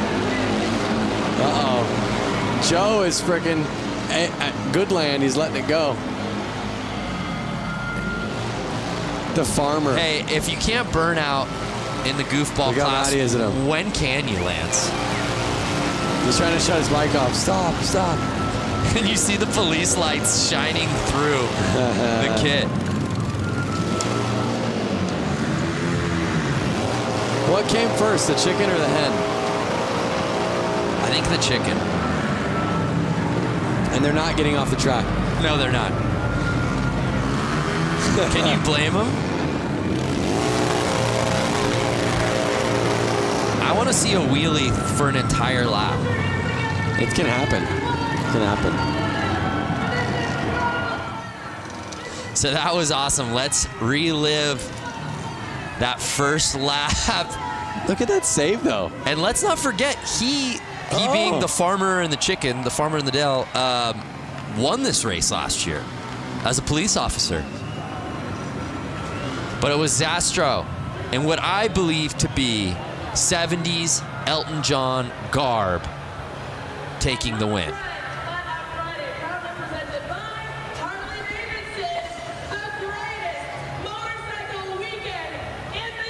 And again, you would wonder if the boas, just like tassels on some of the previous drivers, would inhibit the speed. It didn't do it at all. Look at how many guys are trying to stop Farmer from doing burnouts. Well, let's send it down to Diana, who's with our winner. You know, this whole time you guys have been calling him by his name, but it's actually wrong. It's Elton Ron, and Elton here has taken the win. This was a great class, and I just love that we have Elton in the flesh. Thank you. I'm just glad Harley brought me back after 16 years. After 16 years. You haven't been here for after 16 years? No, Harley just brought me back after 16 years. I'm really appreciating it. Well, Elton Ron appreciates Harley-Davidson after 16 years bringing him back. We love Harley-Davidson putting on a great event here. You just put on a whole show for the entire stadium. Thank you, sir. Thank you. I'd like to thank Andy Mock from Motoscoot. He completely did this. I just got back in town. the people that put this on, obviously, and Mike Pence, too. Awesome. Well, congratulations, Elton Ron, taking the win here for the Goofballs. I love it because Ron Zastro got the whole shot, got the lead, and then immediately went wheels up and just wanted to have a good time through that first lap. I just wanted one note from Elton Ron. Just one hit. Just one Rocket Man. Yeah. Rocket Man. What a night out here at Flat Out Friday. I hope you fans watching at home, have you enjoyed it as much as Lance and I have. Let's do a little social recoup if we can. I'd love to see what people were saying that we're watching. Ride with Peaks, 222 in the UK, and I'm hooked. This is amazing. Flat Out Friday. Please put my tweet on the Jumbotron. I love racing. That's all I ever wanted. Well, Cold Cucumber. I don't know if it got on the Tron, but you got on the screen on the big show, baby. It's madness here in Milwaukee. Yeah, yes it was. It smells like Fast Bike Bulls in here. What a night of It's racing. been so much fun, Lance. Hey, let's head down to Johnny for his final thoughts on the night. Johnny, you made your broadcast debut. What'd you think of your first Flat Out Friday on the microphone? Wow, man, that was. I think that was the way to win tonight. The racing all night long was incredible. I don't even know what to call that. I don't know if it was a race or just it definitely fits the Flat Out Friday motto, And then this isn't even the end of the weekend, All these guys here tonight watching and hanging out, there's still bike shows and all this other stuff going on. So, man, for this event, come here to see the racing, let alone like having pros and the hooligans, having 100 hooligans splitting in between 3 classes. Now this event is just taking that racing to a whole different level in the wintertime when it's 10 degrees outside. This was an amazing event. Yeah, it didn't feel like 10 degrees inside. Thank you, Johnny. How about Diana Dahlgren, your final thoughts? What's your takeaway from Flat Out Friday 2019? You know what? Flat Out Friday 2019 was epic. And not only that, the whole week and the weekend continues after this.